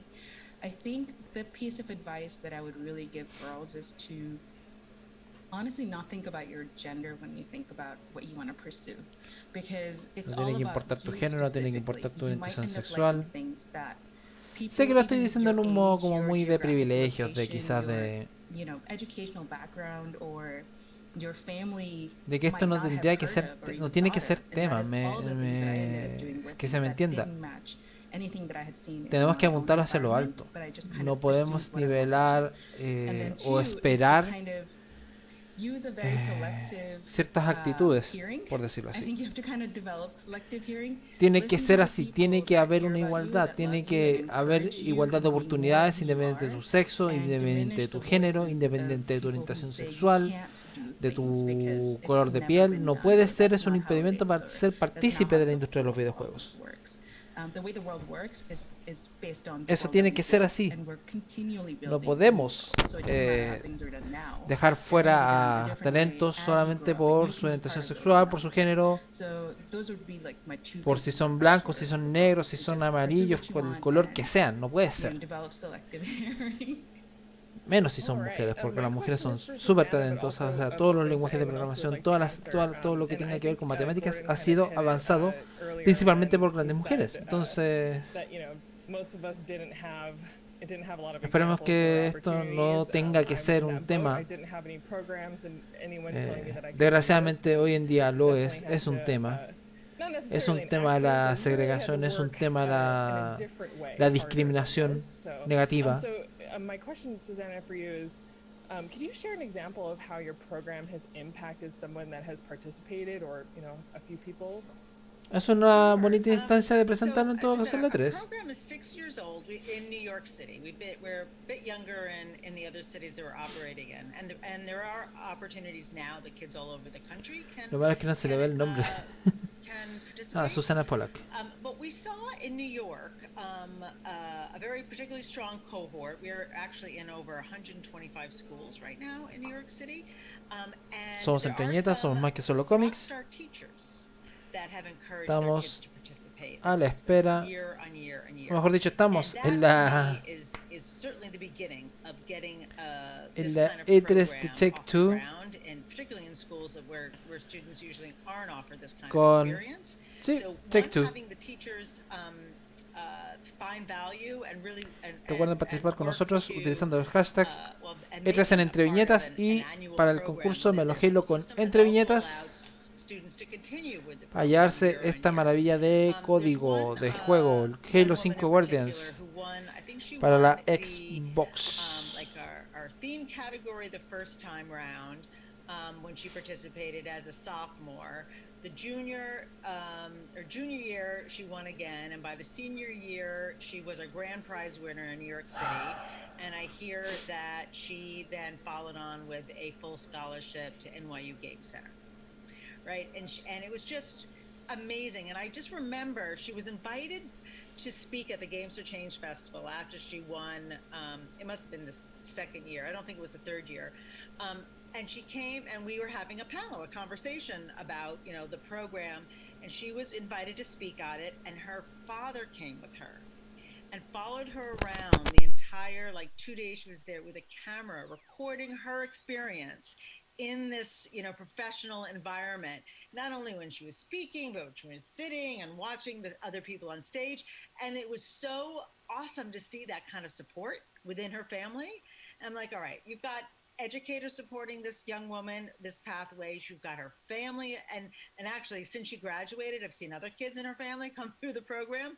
But it takes that kind of multiple supports from different directions to really support this young woman who is a woman of color from Brooklyn, who found her path, right? And she got the right supports, and she got there. And now I also understand that she's launched her own studio and is raising money, on Kickstarter. She's remarkable. That's awesome. Thanks for sharing that story. That's so cool.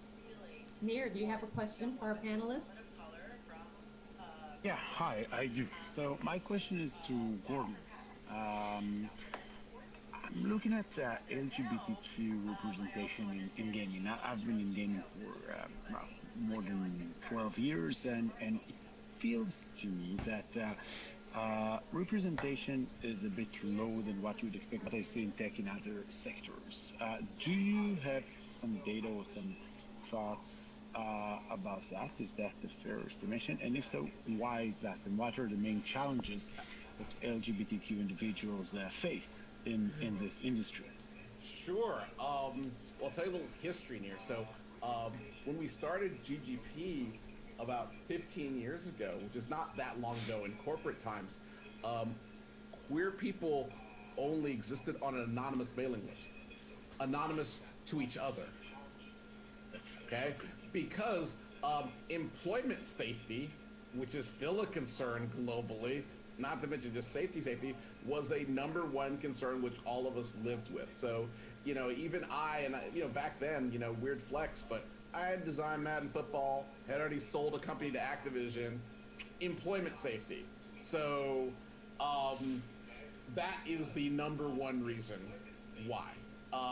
And just in this new recent history, have we begun to build the trust and value in each other so as to aggregate and to even acknowledge each other, okay? And to build systemic ties to companies like Take-Two and others to move from hiding from the industry, right? Escaping from the industry, to affinity, right? Like right, to employee resource groups and corporate leaders like Tony existing, right? And we're moving closer to being a business resource. And so in other technology areas, that path is further along, where it is like to say in the batter that the queer identity is of value, and there's customers, there's of course creators, there's of course business leaders and owners, you know, of all walks, and in the optimum business, Somos Entre Viñetas, somos más que solo cómics. all types of people. Estamos en la conferencia de Take-Two Interactive. Están hablando sobre la importancia de la inclusión de gente queer, de gente gay, de gente de la comunidad LGTBIQ+, mujeres, negros.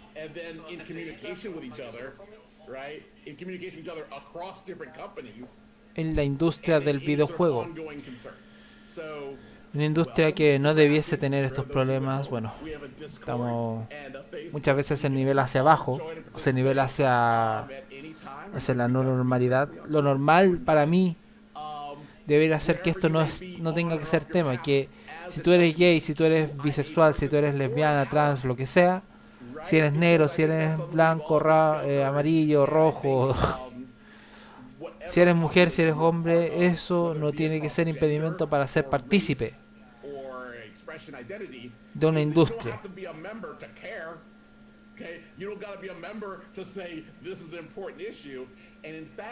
A lot of the work that we do at a corporate level is saying, hey, you don't have to do all the work, right? You don't have to push the rock that's sitting on you. We're going to help you push that rock that's on you. It's not on me to push, right? Because I can see it. It's on you. And so, es demasiado risueño, me encanta. Corporate support, time, right? 3 T's. Time, talent, and treasure, you know, will move this discussion forward. I hope that answers your question here, but otherwise just get Esperemos que en realidad esto cambie, que esto no tenga que ser tema. We can tell you more in greater detail. Gordon, I know your company has some things going on in the few months. Oh, Can you talk about some of the activities you guys have? Sure. So we have most of our content now, in addition to our Scholars Program and our community service that we do with Take-Two, is streaming. So we stream front page of Twitch and we bring it to YouTube, content around equity, inclusion, belonging. And not just LGBT, we just had our second Indigenous Game Creators panel yesterday. Big hit, because you know what? Indigenous creation has always been here. In August, we're going to be doing our first GGP Honors, which is going to be honoring the best in diversity, equity, inclusion, and belonging in our craft. So we're going to be lifting up the people who do the work, right? Every day. Está hablando Gordon Bellamy sobre la importancia de la inclusión de minorías sexuales, los LGTBIQ+.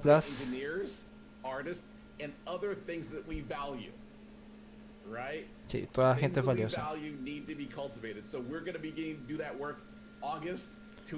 No podemos discriminar a las personas por su orientación sexual, por su género, sexo, color de piel. Simplemente no se tiene que hacer. Oh, I have several questions. Burn. We'll just speak. I have to come from the affinity group, ERG, BRG perspective. So, Gordon, thank you for touching on that. So this question is for both Jim and Gordon, as someone that represents a member of an ERG as well as a leader of an ERG. What advice would you give ERGs, affinity groups, BRGs that are either just starting out or those that are established in organizations that are looking for ways to further embed themselves into the business, so that better versus the thing that you're talking about? Also, I mean, to add to that, I think it's something that a few of us have touched on earlier, is an old adage from the business world: you can't manage what you can't measure. If you don't have a way to see how your progress is evolving over a continuum, you're kind of just going, well, I think something's working. Let's just keep doing that. And business people, myself being one of them, don't respond well to that. It's just okay, let's just keep investing in a thing that I don't know the results of. You need to be able to go back and say, hey, this year we were here, this following year we were here. Here's the, not only have we seen a positive impact on the investment or good ROI, but we also recognize the fact that the partner and partners that we're working with are making moves and making investments into the future that they're saying that they want to see. The positive feedback loop of being able to say, here's data that shows that what we're doing is having an impact on our objectives, and rewarding that partner or those partners for that investment and for that support. That's really key to building a positive feedback loop around investing in diversity, equity, and inclusion. Yeah, what Jim said, but I'd still say make it mobile. God, if you could move that needle like 0.2%, anything, you can't get cut. You can't get cut then, right? There's no way, because the budget's tight when you're moving that needle 0.2%, right? Yeah, the scale at which we all operate, it's pretty staggering when you think about it. When you aggregate how much revenue and profit goes and gross profit goes in the games business, for a meaningful moving of the needle of DEI, comparatively speaking, it's not a huge amount of money. It's, to have a Dice ahí Lawson Fund recently announced racial justice endowment from them to legendary black inventor Gerald Lawson. Bueno, por lo que estoy entendiendo, se hizo un poco de justicia social respecto de un inventor. Busquemos Gerald Lawson. And have an impact in the aggregate over time, over generations, and support students for decades to come. Not just have it be this fiscal year. Ingeniero electrónico que diseñó la consola Fairchild Channel F, puesta a la venta en el mercado en 1975 por la empresa Fairchild Semiconductor. Su mayor aporte al mundo de los electrónicos fue el cartucho de videojuegos que permitía a las consolas de la época poder añadir videojuegos sin tener la limitación de solo poder jugar a los que traían de serie en su memoria. O sea, literalmente es el que estableció la forma general sin contar los discos, obviamente, en la que funciona la industria de los videojuegos. Entonces, le debemos mucho a él, demasiado en realidad. All right, I'll go if we have time for more. Layla, how have you been able to actually connect with the people? Falleció de diabetes mellitus a los 70 años, un 9 de abril de 2011, hace súper poco en realidad. 10 años. Especially like in the very beginning. Oh my gosh. So the first camp in 2014, we literally barged into a maker fair with flyers, and we were just going around and being like, you look like you would love video games because you're playing with robots right now. So come to our camp. But I think it's pretty much primarily been word of mouth originally, but then when we ended up partnering with the game studios and game companies, that really helped elevate. Uno de los legados de Jerry Lawson fue que en mayo de 2021 la Universidad de Carolina del Sur, en su programa de videojuegos junto con Take-Two Interactive, establecieron la Gerald L. Lawson Fund en mayo de 2021 para apoyar a negros e indígenas, estudiantes negros e indígenas que estuvieron en la universidad buscando carreras de programación para la industria de videojuegos. O sea, el tipo literalmente es el precursor de los cartuchos. Entonces, todo nuestro respeto hacia él, hacia su familia, hacia la comunidad afrodescendiente estadounidense. Insisto, esto no debe ser tema en los videojuegos, pero desgraciadamente lo es. Desgraciadamente lo es y tiene que cambiar. Tiene que ser algo natural, no tiene que...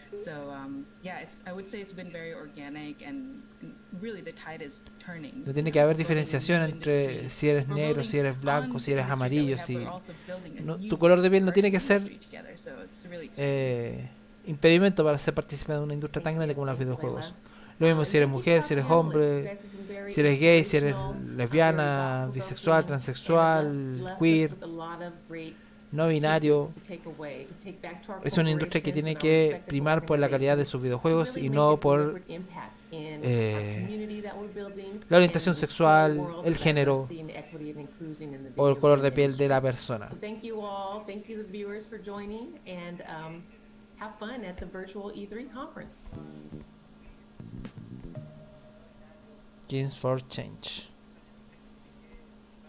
Ya ahí está la US, es la Universidad de South Carolina.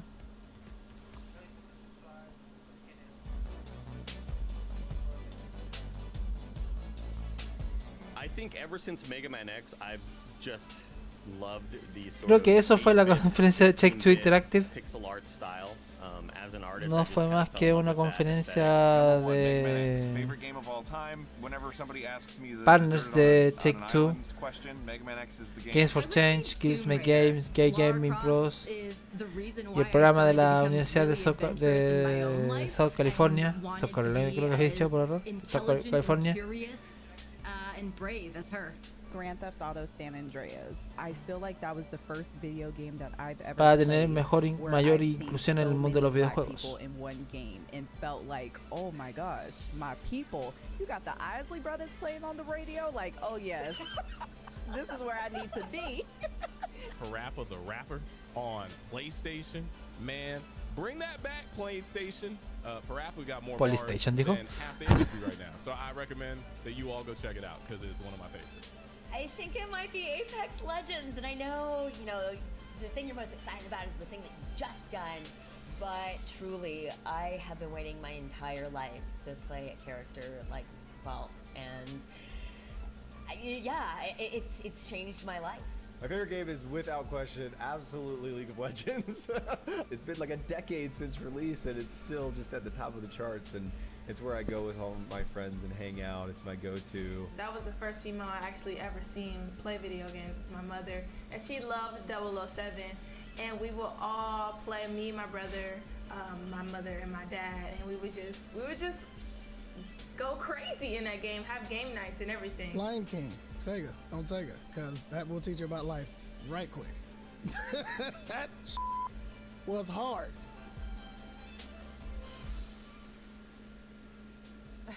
I've said it many times. TV should have his own segment. Every time he's on camera, I'm just cracking up. Love him. Anyway, welcome back to E3 2021. Do not forget to check out e3expo.com/shop for your E3 2021 needs. Look like this. Don't you want to look like this, young man? You want to look just like me? You want to look like a schlub like me? I'm in a bomber jacket. Nobody likes me. Or do you want to be in an E3 bomber jacket and everybody likes him? All the kids want to look just like me, anyway. Okay, anyway, we do need to give a big thank you to Razer. Do you see our lovely little Razer Blade laptops here? And then we're in the Razer Isker chair. Oh, sorry, you didn't get one. I got the chair, though. You did, and they're amazing. The lumbar support is on point, y'all. Greg, you and I, we're tall folks, so it's like you need that lumbar support. Man, to stand up that's the straight. thing is, if you're not a tall person, you don't understand how hard it is to be tall, and that's always embarrassing, right? Oh, right. Okay, be nice, gentlemen. The pain I'm feeling right now. I don't have a laptop. Greg make fun of me. You know what? I quit. I'm kidding. No, you know what was low-key the best thing? Yesterday, they were like, Golden Boy, can you put your chair up higher? Can you put your chair up higher? And Greg and I were being so nice. We were not saying anything. We were just like, okay. Anyway, my producer's like, move it along, Jackie. So we did this great segment earlier where we were talking about 90s games and the impact that they had on us. And I kind of went off the rails and started talking about Chrono Trigger and Illusion of Gaia at length. But you both didn't really get a chance to talk about the games that have had a huge effect on you. So I wanted to hear both of y'all just be like, hey, this game changed my life. So you're in the hot seat first because you're right next to me. Hi. Yay. The easy answer for me would have been Halo. Yeah. I will just give a mention. It was the game that brought me and my brother together. We were always, big green brothers, right? It's just how it is with siblings. But both of us sitting down playing that campaign, it was great. But for myself personally, one of the games that had a profound impact on me was, funny enough, Final Fantasy VII. It was the first RPG that I had ever played, and it began this infatuation with RPGs. And there was a point in time, folks, where the PlayStation, I swear to God, just had nothing but RPG games. I feel like every other month there was like a new RPG coming out, but that just started this long-lasting love for that genre. And then there was the first game that I played that literally was just, it was Batman on the NES. What a game. Yeah. Super fun game. That first level as a child, let me tell you, not easy. But yeah, those games have always been so big for me. What about for you, Greg? Man, I think if you go back to the youth, there's so many things that put me on this path here, right? But I think for impactful games, the first thing that comes to mind Somos Entre Viñetas, somos más que solo cómics. If you haven't played Gone Home, of course, Estamos right, it's a viendo walking la simulator. E3 de... I was told by everyone on the internet to go play it and read nothing about it. Which Bueno, ya fue el turno de Take-Two Entertainment. People did thinking it was a horror game. And then slowly there's this side story building of, your sister and she's missing and what's going on with it. And you're reading the notes she's left. And slowly over time, it's like, oh my God, like she's falling in love. Oh my God, she's discovering she's gay. Oh my, and then it was like, wait a second, is this game a horror game at all, or is it all about that relationship? And it was all about that relationship. And, no video game, no work of fiction, of course, can tell you exactly what it's like to be LGBTQ. But for me, as a hetero white male, where everything's great all the time, right? This was a window at least into it of what that discovery is like, and the pressure of it, and what you're going through. And it opened up a window of empathy that I've heard stories before, but to kind of experience it, in a video game way, of being in there and reading these intimate thoughts on a level that I don't get in a passing conversation with somebody. It was so powerful that when that game ended, I felt like I had a brand new empathy for what LGBTQ people have to go through, of course. Yeah, wow. Definitely got to check that game out now. Yeah, no, for real. I'm like, I'm completely sold. I've heard great things about it as well, but I'm like, okay, everybody, Greg Miller says to play it, I'm playing it. Okay, so Golden Boy and I were up in the break room, and I was like, Estamos esperando la conferencia ahora a las 16 horas de Limited Run Games. Somos E3 2021 en Entre Viñetas. Somos más que solo cómics. Recuerden concursar por por el Halo 5 Guardians, cortesía de los amigos de Microsoft, utilizando el hashtag MyLaHalo con Entre Viñetas. Acá tenemos la versión digital. Ustedes se preguntarán cómo participar. Súper fácil. En la publicación de Instagram, de nuestro Instagram, @entreviñetascl, darle like y etiquetar a 2 amigos para que sigan nuestras cuentas de Twitch y YouTube. Importante que los links están en nuestra bio, y si no están viendo, pueden suscribirse y activar la campanita.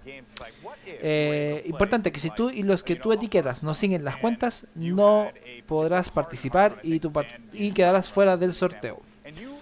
Comparte la publicación en tus historias y etiquétanos. Y si tienes un perfil privado, tómale un screenshot con al menos 3 horas de haberlo publicado y coméntanos por qué quieres el juego y qué te apasiona tanto los videojuegos, utilizando para eso el hashtag MyLaHalo con Entre Viñetas. Mañana es el sorteo de esta maravilla de videojuego, cortesía de los amigos de Xbox. So I'm really looking forward to it. Huge shout out to Mythical Games. I think they're pushing the boundaries a little bit here, and really it's only the beginning, because you're going to see more and more of this as the blockchain continues to improve. Right, it's the tip of the sword, right? Indeed, indeed. Somos Entre Viñetas, somos más que solo cómics. Estamos a la espera del E3.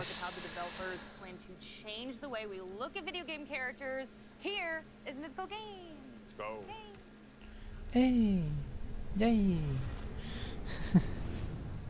Un exclusivo de la E3.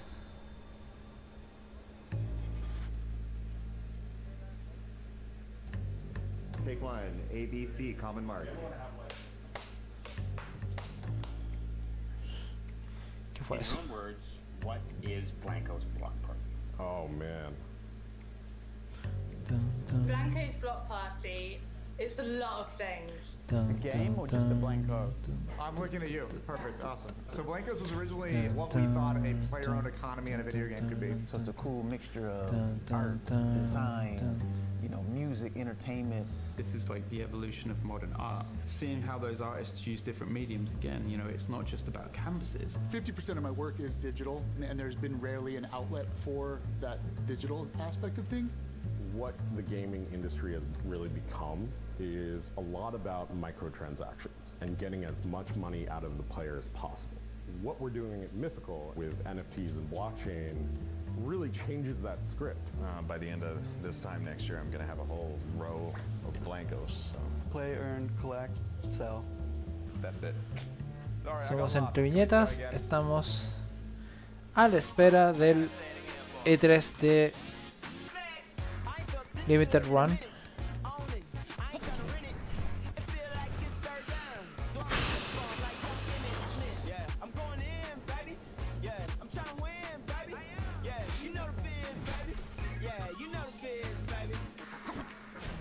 ¿Qué esperan? ¿Qué quieren que tenga estas E3?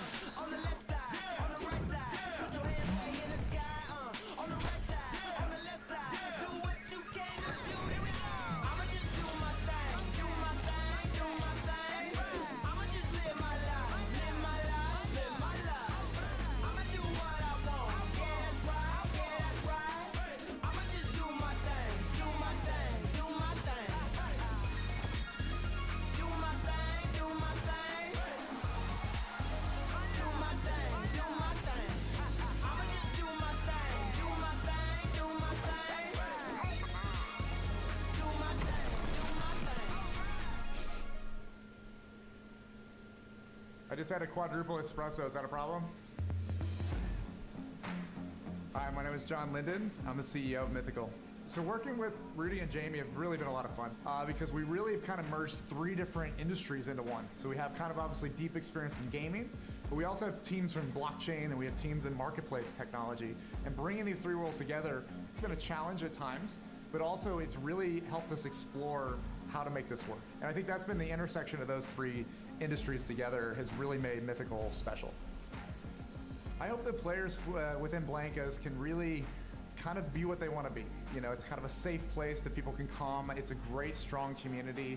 And meanwhile, they have this economy behind the scenes that they can earn. They can really transact and be part of the world themselves. And that's really what they need to know. It really has become a great community, and we really encourage people to be part of that community. When you're building a game at the moment, if you want to move from 10,000 users to 10 million users, what you really need to do is have really, really epic gameplay. Blancos is a game that's all about what we imagine vinyl toys do when we're not watching. What happens when we go to sleep and these toys are left to their own devices, and an exploration of that whole fun world of creativity that these toys escape to. Every single Blanco has a story and have their own inspiration and their own flavor and their own style. Somos Entre Viñetas, somos más que solo cómics, esperando la E3 de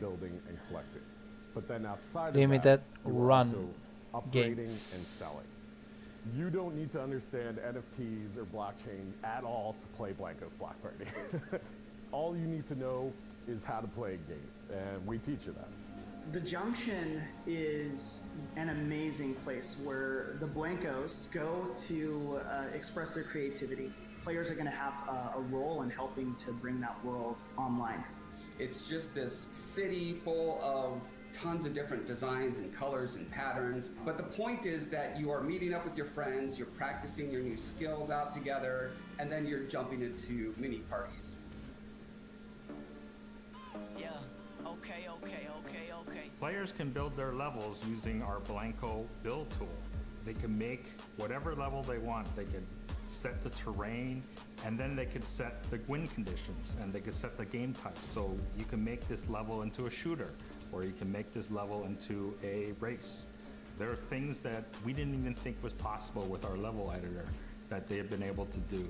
I've seen levels that recreate a particular science fiction movie that I might not be able to say. I wanted things that felt like beautiful pieces of art. We're just continually adding to this huge library of buildings and houses and vehicles and that kind of stuff. Things that you can throw together into to make your own block party. In the open beta, we've seen over 20,000 block parties. Once they're done playing it, there's a rating system, 1 through 5. So you can really get that feedback from the players. There's over 70,000 NFTs that have already been purchased in our open beta, and we've been seeing just tons and tons of people a la jump espera del Now that NFTs are E3 moving into de the Limited Run mainstream, Games. the most important thing for games, for gaming studios that want to focus on NFTs is to really ensure that their gameplay, their player experience is on par or exceeds anything else in the mainstream market today. We're putting the fun in non-fungible tokens. That's what we're doing. It's going to be really exciting to see the game, the community grow over the next few months. What we're building here with NFTs and blockchain really changes that script, because then it's players that can actually benefit and profit off of all the money they spend.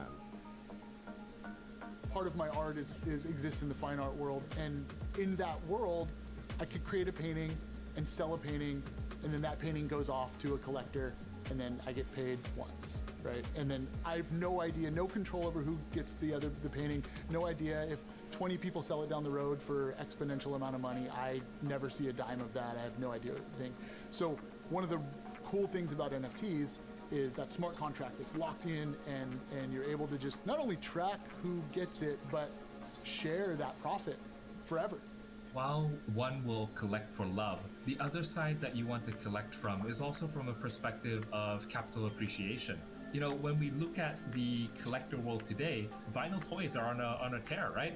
Just the very Estamos fact that viendo Black's Block la Party E3 created a tercer platform día. where you could not only collect digital vinyl toys created by epic vinyl toy artists, but at the same time use those vinyl toys to battle other people in games. I truly believe that Recordemos que a las 16 horas es la conferencia de Limited Run Games y a las 16:30 le toca el turno a Capcom. Used to having a lot of control over customizing the experience that they have. We've seen that in the trend of games coming out over the last 10 years. Players spend a lot of time online, they spend a lot of time in digital space. That's where they want to express themselves, through skins, through cosmetics, through the things they buy through games. I think that's where, you know, Blancos really shines in what we can bring to the table, but also where I think NFTs play a huge role, right? Like, because it gives you a chance to really own the world around you, the universe that you're customizing, you're creating. Somos Entre Viñetas, somos más que solo cómics. A la espera de la E3 de Limited Run. Recuerden que pueden concursar con nosotros utilizando los hashtags E3 en Entre Viñetas y me la gelo con Entre Viñetas para llevarse el Halo 5 Guardians. Cortesía de los amigos de Xbox. I loved Magic the Gathering. I had hundreds. These concepts as collectors ourselves, like the box opening, you know, opening a box for your Blanco, or the serial numbers on each of the NFTs that you buy. These are concepts that live in the physical collector's world that we love so much, and we wanted to bring that, translate that into the digital world. And what's amazing is that with the players that we've seen so far and the people engaging with the economy, they are getting these concepts, and it's been a lot of fun to see that all unfold. With real toys in real life, right? When the way to keep their value is you put them in the box, you put them on the shelf, you leave them there. But with Blancos, as you play with them, they get better. You can customize them. You can make them the way that you want them to be, but also increase their rarity and increase their scarcity by playing with them. Our leveling up process, it's called Grade Up. It draws from real toy and collectible culture. It's kind of a neat turn on everything that you would think about collectibles. I'm looking to invest in and acquire assets from games that have the ability to move into the mainstream, games that have the ability to become AAA titles. There are mainly three that top my list. Again, Blanco's Block Party, Gods Unchained, as well as Axie's Infinity. They've been able to integrate blockchain within their gaming mechanisms really in the background, rather than having it to be a requirement to be able to participate in the game and participate in the community.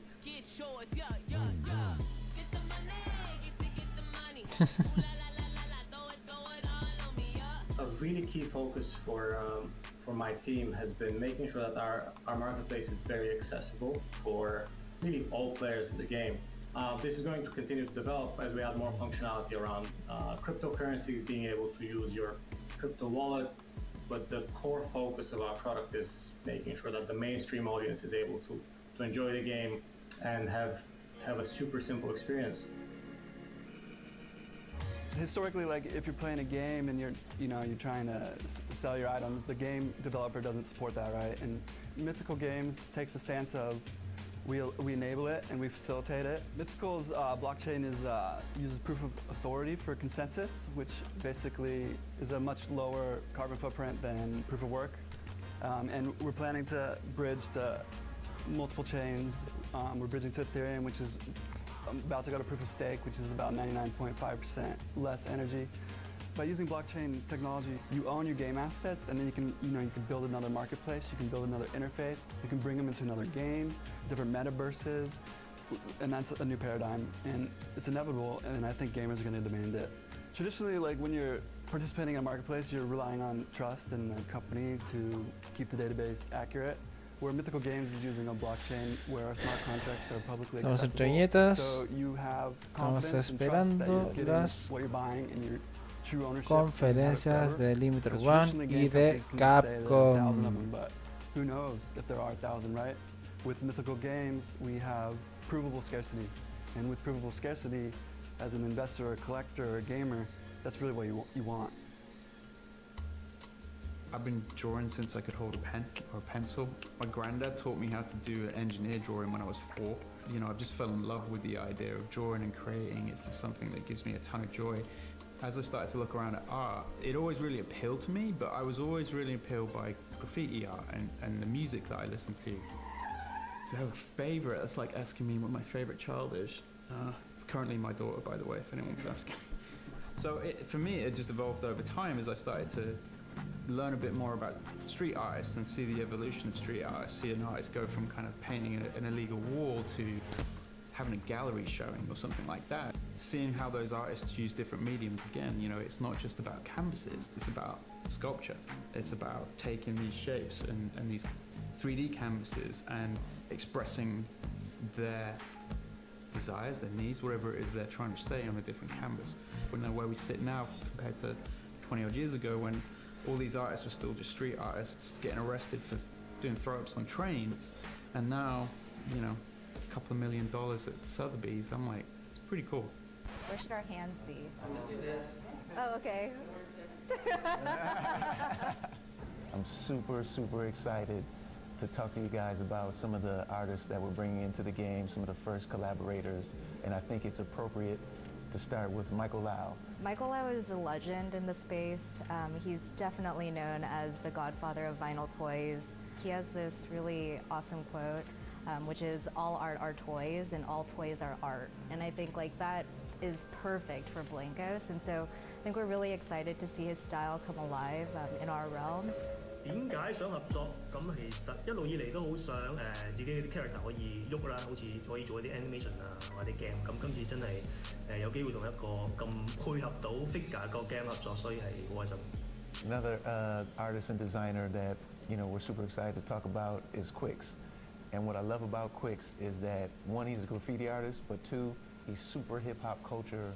Love his designs, love the samurai. You know, he has this really iconic, like Japanese mech warrior style. So, I think we are all just excited to see that come alive in the Blankos universe. My artwork and the style of toys that I do now are pretty much rooted from the stuff that I've loved since I was a kid. I grew up in the 80s, so I was heavily influenced by a lot of Japanese robot shows. Texas history is like my Mickey Mouse. He represents Japanese robots, hip-hop, and graffiti, all rolled into one character. This brand that we're going to reveal now is near and dear to my heart. I'm actually wearing some sneakers that represent them. I will let my friend Nicole here tee it up. The the Marathon Company, from a culture perspective, they've worked with some incredible folks, obviously led by Nipsey Hussle, and we certainly want to honor his memory. Nip was someone before he passed who was already into technology. It's such an honor to be able to carry on his legacy in a sense and bring them into the world of Blancos. One Blanco can be so many different things. A Blanco can be a pattern, it can be a unicorn, it can be so many different characters. We work regularly with Kronk. His skill at being able to create characters, make you commit to those characters, they're believable.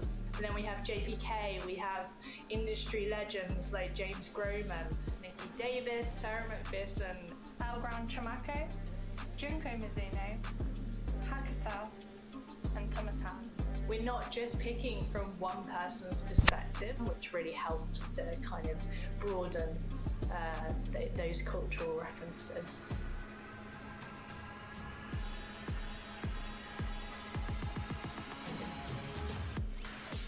I am an avid vinyl toy collector. I have just a house, floor to ceiling, vinyl toys. To find a game that did such a really great crossover between that kind of tangible good and have that element in the game, no doubt by the end of this time next year, I'm gonna have a whole row of Blancos.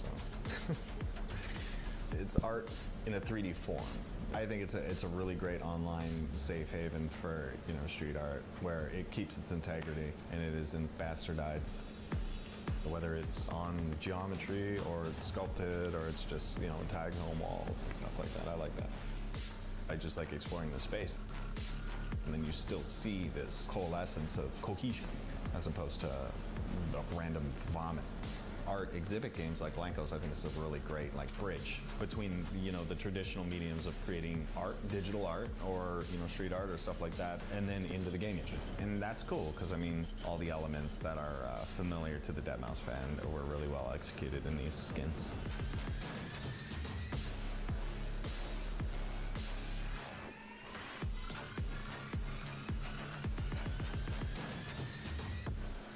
Anything else, weenies? In the back.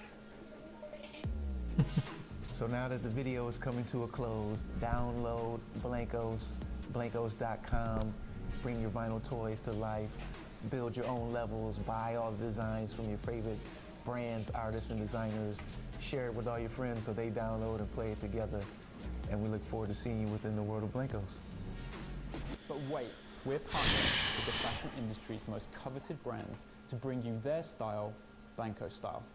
And our first collab is a name you'll recognize. Vamos, mientras estamos esperando a que sean las 4 de la tarde, yo voy a comer algo, almorzar. Son las 14:28 de este día lunes 14 de junio.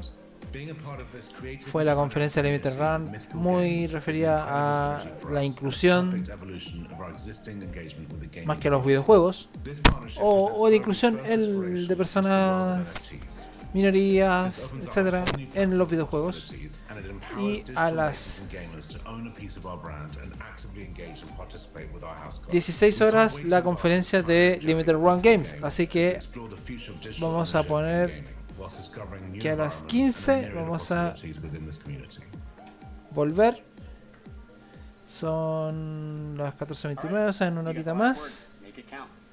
Recuerden seguirnos, utilizar nuestros hashtags. Nos estamos viendo en una horita más.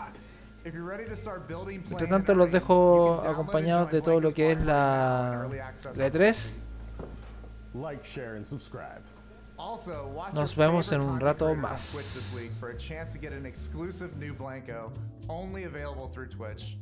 Thank you. Appreciate it. On behalf of all of us at Mythical, thanks for joining. I feel like you nailed it.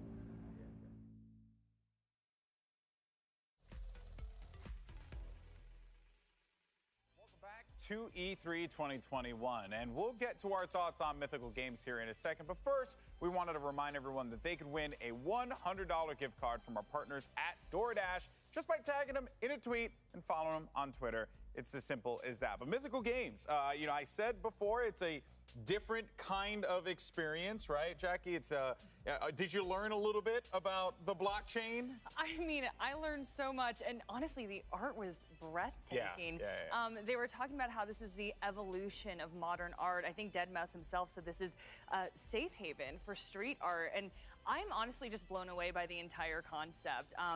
You know, you were taking me like 101. It was basically like NFT 101, Bitcoin 101, all of this stuff like kind of went over my head. But when you broke it down for me, I think it was just so intimidating to me before. Like, I was like, I don't even know how to get into this. But then once you broke it all down, I was like, I understand the concept and the proof of authority. Like, this is amazing for us to have that. And then to just bring in art and entertainment and design, like, I'm here for it. I love it. But you're going to have to school me some more. We're going to have to do some private lessons. I got you covered. But the one 15-minute presentation wasn't enough. Yeah, you didn't get to see his head. By the way, you need to make one of these, right? I saw your art earlier. It was phenomenal. Stick figure art, amazing. Blankos, hit me up. Mythical, I'm all about it. But Greg, you know, at its core, though, let's not forget, Blankos Block Party is a game. Right. And it has one of those types of Roblox experiences to it, where, you know, it's a make your own adventure type of game. And those are really picking up. Like, I know a lot of people want to knock on it, but Roblox is like one of the biggest games of all time, of course, and huge on YouTube and stuff. So it's clear that like this is a great direction for something like this to go, where you can express your creativity. Right, 100%. And I think that's what's interesting about it, is their presentation was so focused on how NFTs work, what they're doing, the designers and artists they're partnering up with. It makes sense in the way of, hey, we want you to understand the business side of it. But for me, I was more, can we see more of the game? Can we talk more about the games? And I was talking to you about it, and it's that idea of like, well, you could, but you can make whatever you want in it, right? And that's what stands out to me, you know, as a little Big Planet fan, even for Mod Nation Racers, but then more like Mod Nation Racers, right? Right now, like think about how Core is doing this, how Roblox is doing this. Get in and make your own games. The fact there's already been more than 20,000 block parties they're talking about there. They called it out. You can make shooters, you can make platformers. It's like it's early access right now. It's free to play on PC. It's one of those like, yeah, jump on in. It doesn't cost you anything. That you don't have to buy a guy right away or do anything like that.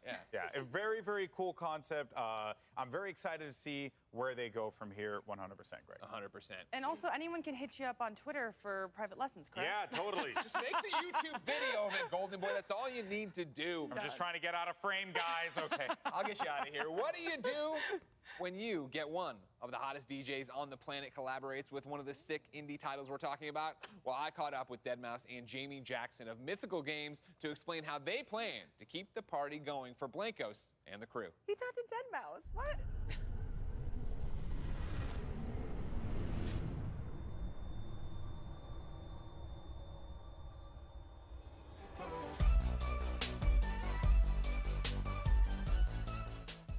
So how did this collaboration come about? I think Ender forced it on us.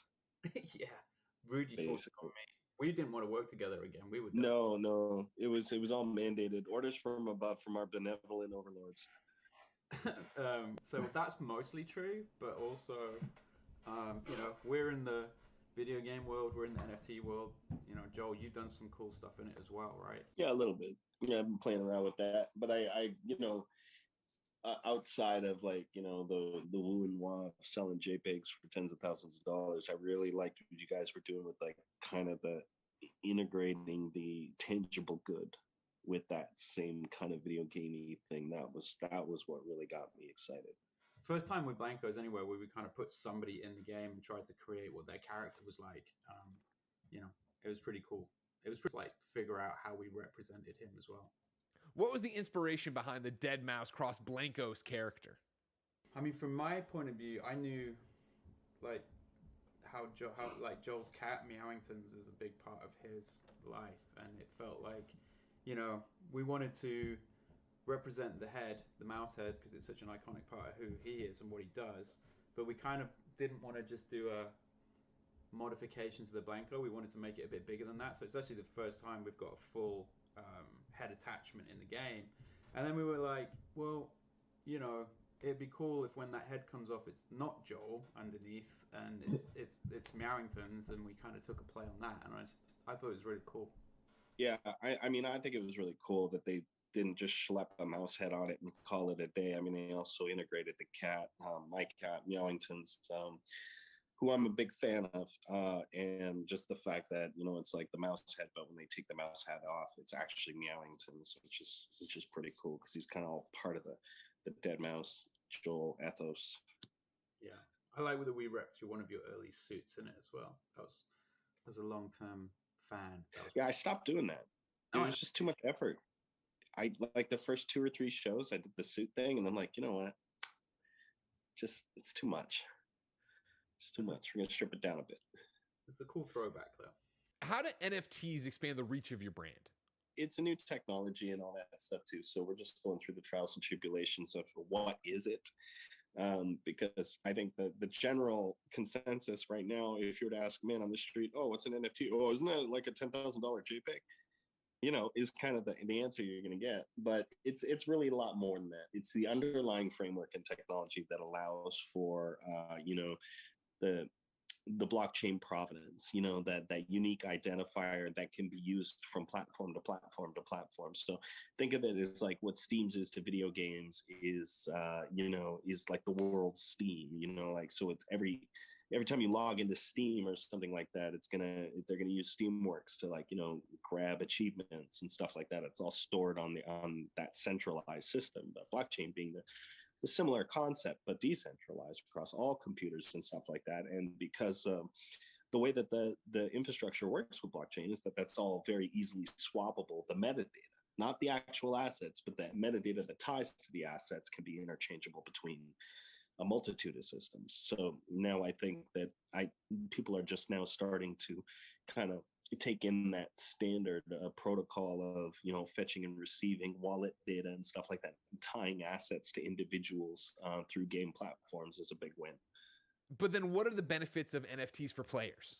So from a Blanco's point of view, it's about trust, really. If you boil it down, it's about trust and proof of ownership. You know, no gamer has truly owned any asset they've ever bought in a game before.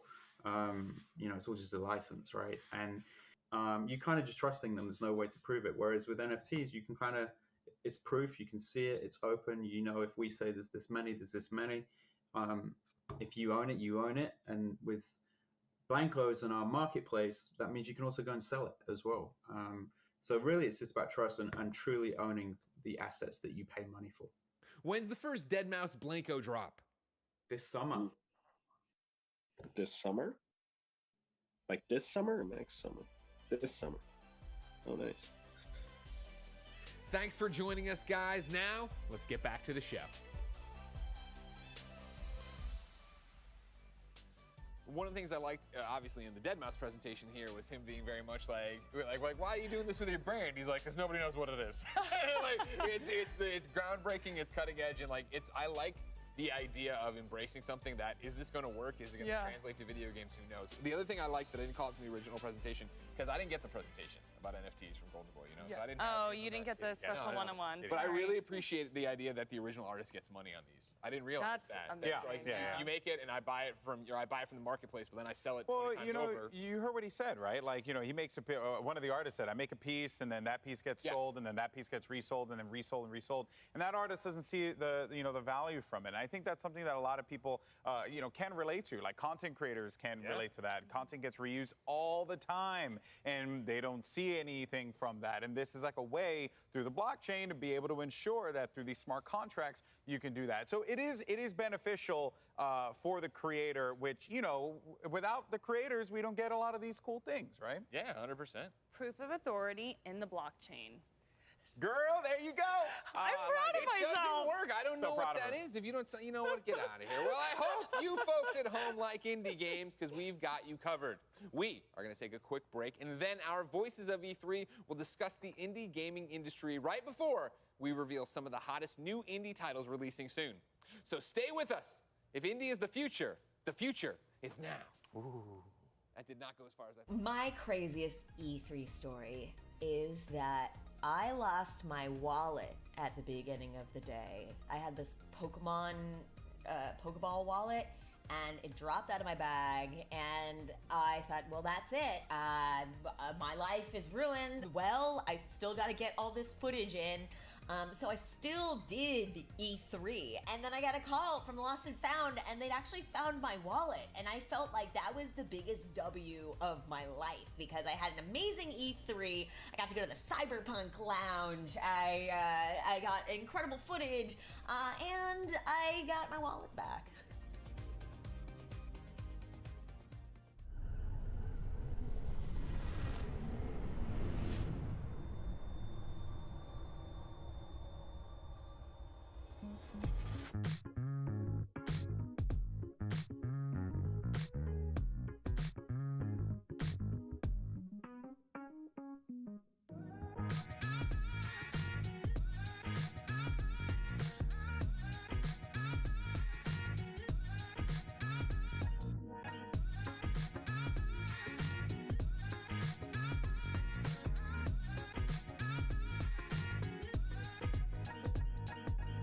As a part of Play For All, GameSpot will be bringing you the latest gaming news and announcements, interviews with developers, the biggest press conferences, and lots more. Play For All is our yearly online event that combines the excitement and announcements of E3 with charity live streams the following week, with lots of special guests who are going to help us raise money for able gamers. So join us in June for E3 and Play For All on GameSpot.com, YouTube.com/GameSpot, Twitch.tv/GameSpot, and as a part of E3's official broadcast.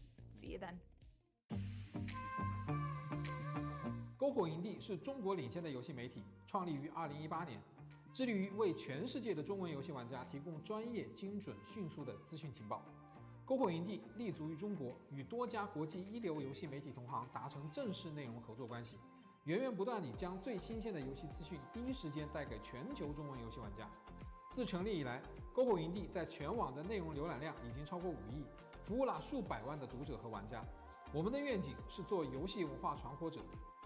您可以在全球各大手机应用市场下载篝火营地 APP， 或者访问3w.gamebonfire.com 来加入游戏传播者的行列。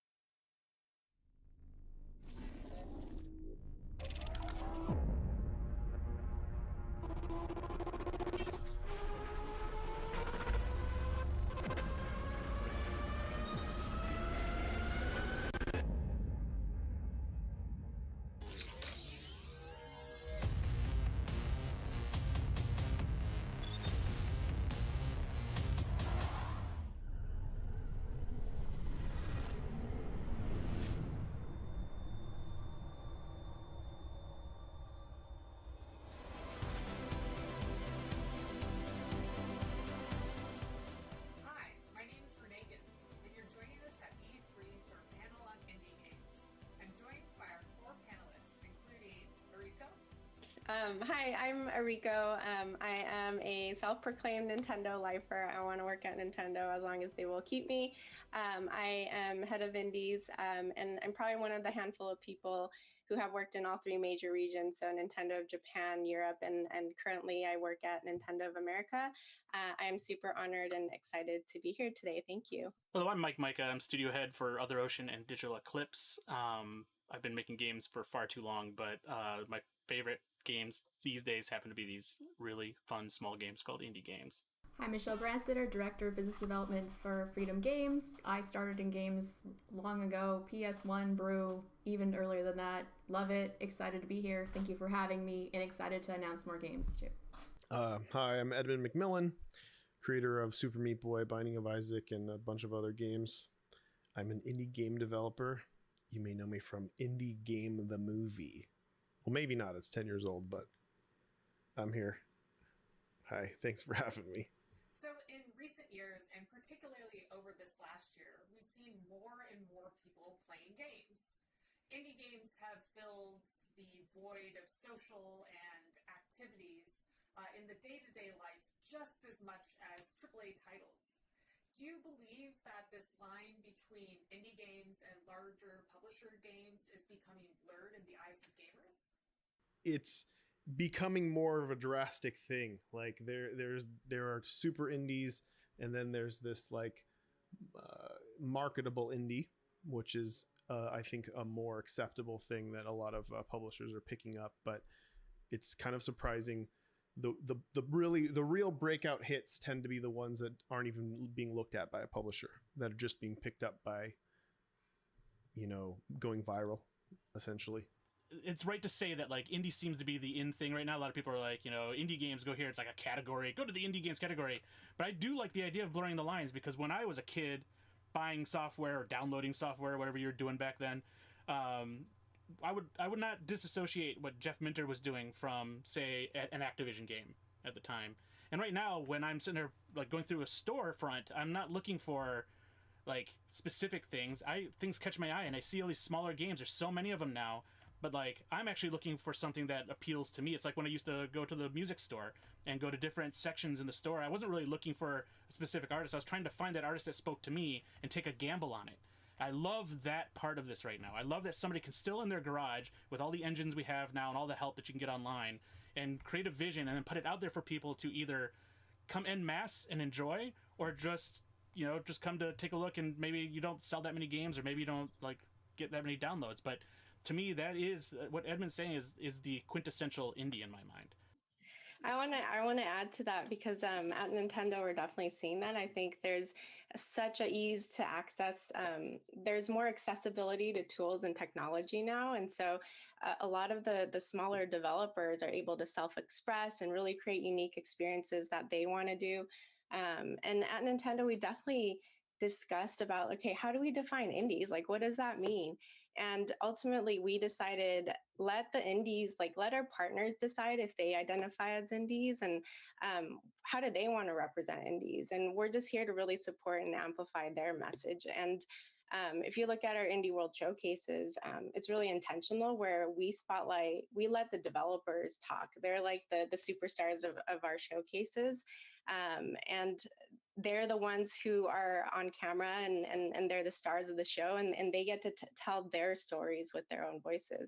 Do you feel that having the Nintendo Switch and the graphics style that's popular in the games, and just the wealth of indie titles that are available on the platform, is due to the platform itself, or to the audience that you have, or your connection with those developers? Yeah, I think we want our content to reflect our audience, and our audience is all genders, all ages. They have all the different tastes in games, and they're from all over the world. And so at Nintendo, we always talk about diversity and innovation. Like, those two words come out all the time. And we have indie teams based in Europe and Japan and the US and elsewhere. And we all have an equal voice. It's truly global when we think about, okay, what do we want to showcase through our campaigns? And so we want to make sure that that our global teams have equal voices, and the content reflect our audience. Absolutely. Michelle, I know that Freedom Games publishes many games from small developers. Do you see those developers, though you're publishing them, as indies, and do they identify as indies themselves? Yeah, most of our developers really do identify as indie. And then I want to say the indie space has evolved a lot over the years. There's a lot of competition in that space now too. But yeah, we have our developers all over the world. They're in Europe, they're in Southeast Asia, a little bit all over the place, and they're very passionate about their games, and we find them kind of everywhere. They're not really, you can't find them in a specific place anymore. They're just the kid you met at the grocery store that has this amazing game you never heard about until now, or whichever. It's everywhere now. And like Eriko said, it's so easy to make games now. Great games. So there's a lot more competition. There's a lot more great games coming out, and it's interesting to see where the space will continue to go over the years. But yeah, we are focusing on that. We have a robust catalog coming out over the next year and a half and going forward as well. Awesome. Well, I certainly look forward to that. Edmund, I know that many people consider Binding of Isaac to be a genre-defining success. Do you see indies in their role to explore new mechanics, genres, and storytelling approaches as, something that truly defines indies and their freedoms? For me, the thing that really defines indies is the ability to take complete, financial risk when it comes to themes and topics and gameplay and everything. Like, doing something that wouldn't actually a large company wouldn't be able to do because they couldn't invest multi-millions of dollars in a project that wasn't comparable to something that exists. And that's the way all big business works. It's stupid to take a risk with that much money. So it makes perfect sense. It's like, no, it's just the way it works. But if you're a small team of a handful of people and your budget's basically your rent, you can do whatever you'd like to do. And you could make a new genre, like Among Us. It's like you can take big risks and you can do what you want. And that's the beauty of complete independence. You can try to avoid the urge to appeal to a majority. Ed Catmull speaks of the concept of the ugly baby and the hungry beast, and the hungry beast being a large company that needs to keep churning and making money in order to employ all of the people that it has working at it. Whereas the ugly baby is a brand new idea that's strange and unpolished, and it needs to be protected to see if it can grow into a beautiful swan or a beautiful indie game.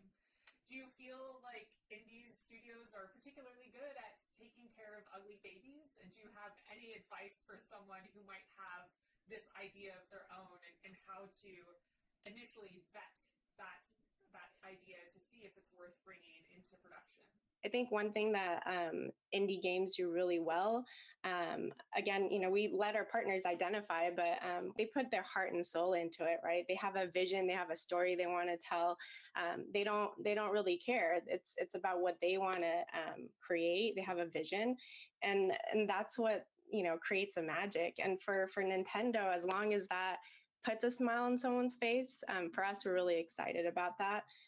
For me, recently, it was a short hike. I am a mom of two, and I'm super busy all the time and exhausted at the end of the day. And so when I get to put that on and relax and, fly around the island, it's cute, adorable characters. And I even shed a tear. I won't spoil it for people, but, that's a great indie game for me. And so I think that's the magic of indie games. Michelle, how does Freedom Games evaluate these initially unproven mechanics and ideas? The developers are extremely passionate about the game. That kind of weighs a lot into it as well. I came from an indie background too. If you didn't live, eat, and sleep what you were selling, it wasn't going to work. So a lot of our indies are kind of the same, but more in a more healthy scenario now. That's something that we consider too. But basically, Triple I is all about passion. It really is, and that's what kind of differentiates it from some other titles or genres is passion, I would say. Right now, what I love about a lot of really good, talented game developers that I meet is that their motivation isn't driven by money. It's driven by a singular vision that they really have had for a long time, usually. They just want to make it happen. And it gets so infectious when you hear it that you suddenly get caught up in it and you want to make it happen.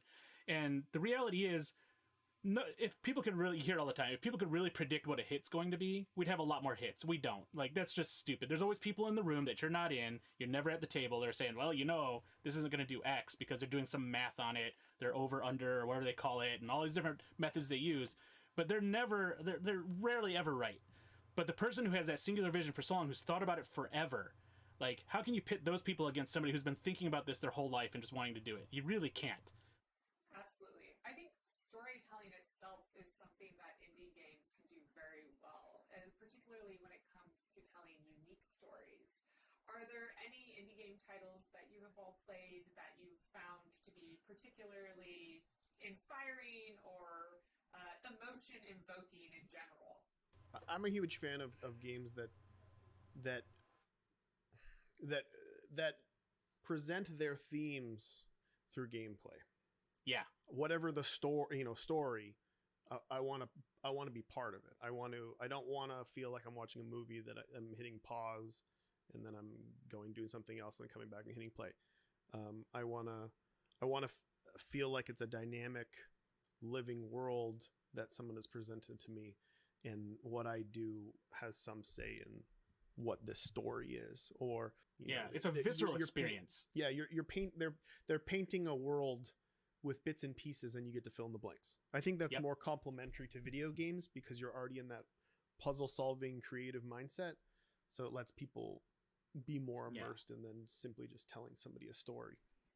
Enrico, do you think that there are more social games that are being developed in the indie space with the lack of social activity in person for the last year, and also the success of games like Among Us? There's just so many people who love different games. So Among Us has been explosively successful on our platform, and Nintendo was super excited to have it on our platform. Our audience loved it.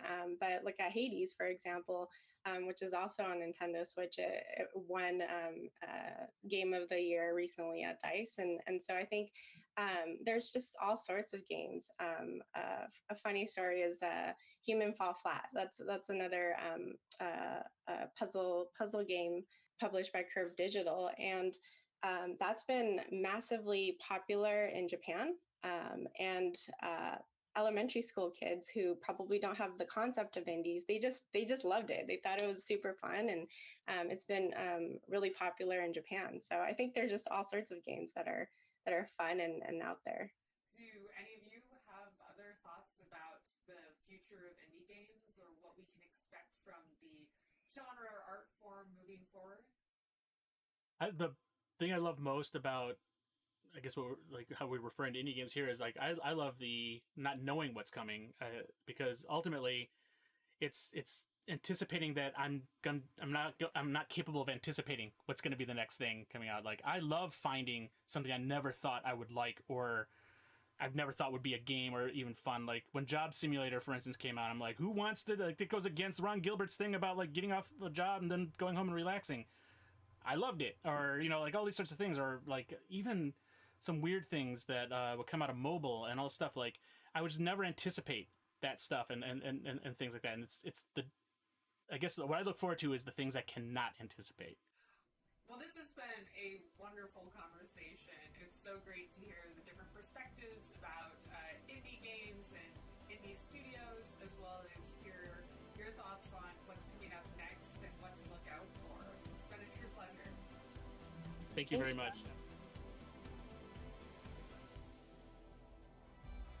iHeartRadio is a proud partner of E3 2021 and the #1 podcast publisher in the U.S. Listen to all your favorite shows on the iHeartRadio app.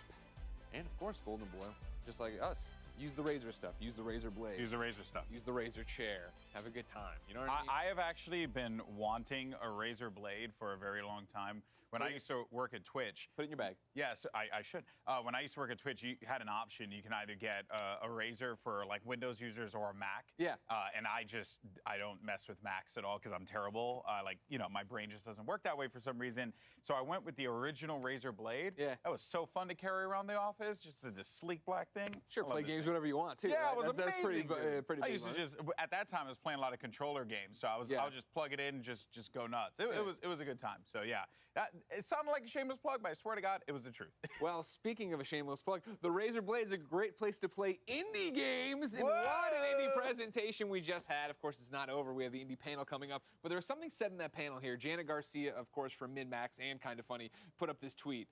That's the beauty of independence. You can try to avoid the urge to appeal to a majority. That was Ed McMillan on that panel right there. So good. I think that is the power of indie games, and especially as we're here at E3 talking about the biggest of big AAA games, but also spotlighting so many small indies is, you can take more chances as a small studio. It's vital to highlight the independent games business as a whole because there's so much diversity there. And just in the games that they're delivering, top to bottom, you can ram off like a few names like off the top of your head, but for me, one independent game that I discovered that I fell in love with was Moonlighter. Oh my God, yes. I love that game so much. And I found it out on a whim because I was playing another independent game. I think it's Momodora, I believe was on the Switch. Great game. And I was like, man, I'm looking for something else. And, I finished that one and I found Moonlighter. And oh my goodness, it just stole me. It captured my heart. Love that game. And I wouldn't have found that, if someone just, take that to a AAA studio or something like that. Totally, and that's the thing right now is there are so many indies, it's impossible to keep up with all of them, right? And that's,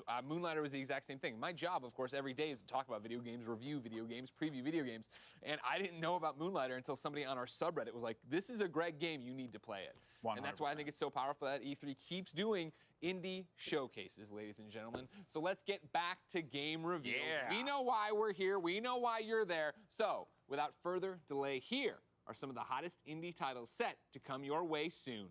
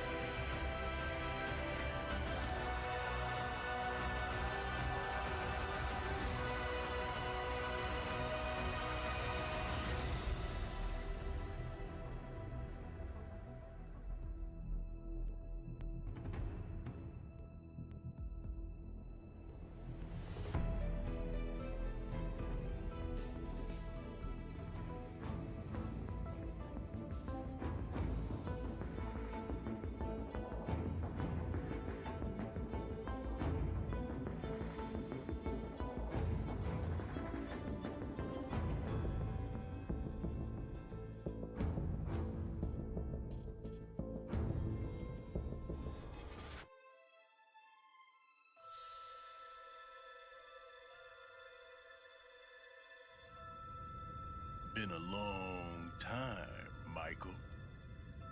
I heard you were back in town, but I don't remember sending you an invitation. I'd kill you myself, but where's the fun in that? No, Michael. I'm gonna roll out the red carpet for you.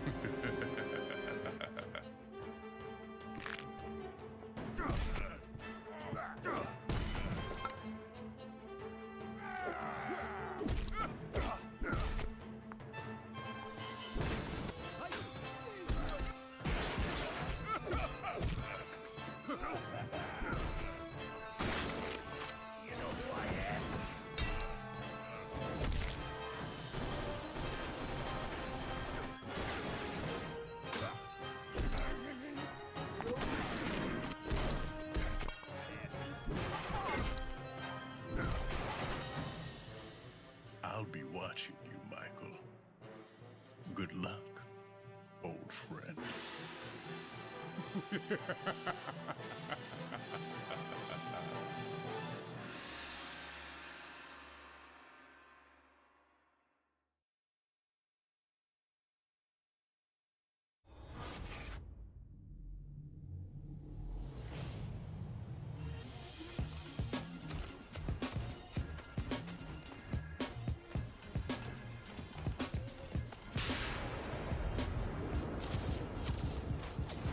right, Captain.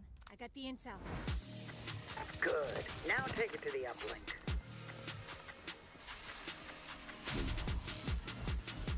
Ahí está vaina.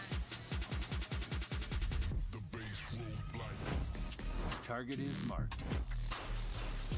Oh, thanks. Ciao. So, remind me, what's the deal with this intel? I guess I'll kill you now. The drone is down.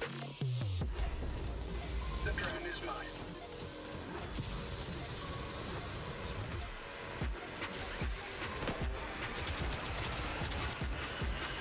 Armor activate.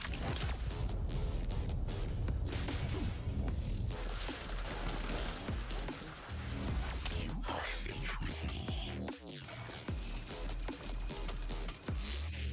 Connection established. Execute protection mode. All right, I'll download the data. Now, you know what to do. Turn up. Soldiers, we need you here. Hit you, Wiggles. I'm all over it.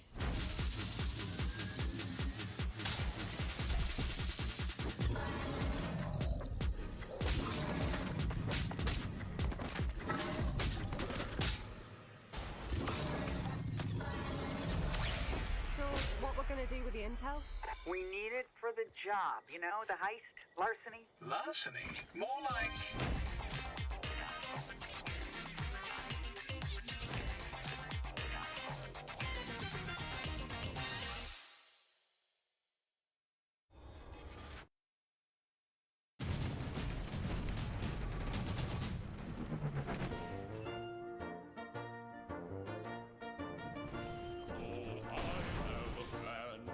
most ingenious plan to end this war too sweet and straight away. So I asked to see the general, but the sergeant told me no. He said in the trenches where you meant to stay. I said, dear sergeant, pardon me, I see that I've made you upset, but let me tell you my plan to save the day. Oh, let's try being a little nicer. Let us all agree to disagree. Why don't we send some flowers to the Kaiser, and then we'll all be home in time for tea. Oh, let's try being a little sweeter. You catch more flies with honey, don't you see? If the brass would change their tone, then we could all go home. But the generals never listened. The generals never listened. The generals never listened to me.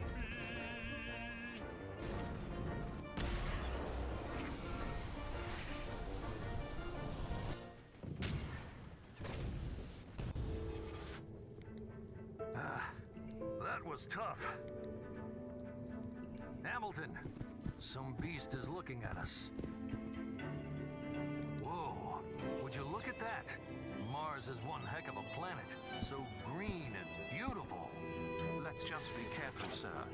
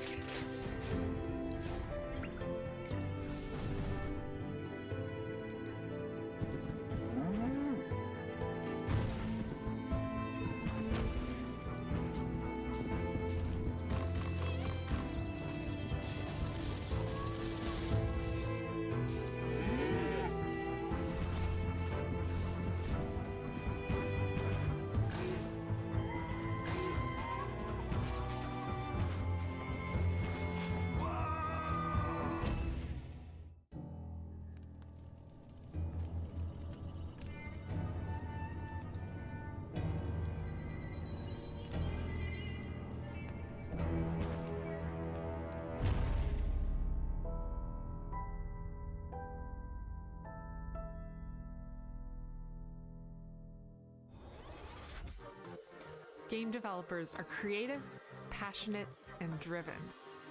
We tackle new technologies and overcome many challenges in the pursuit of our creative vision. At the IGDA, it is our mission to support and empower all game developers around the world. We provide community, mentorship, research, knowledge, and best practices. We're here for you when you need it, so you can advance your career while keeping your health.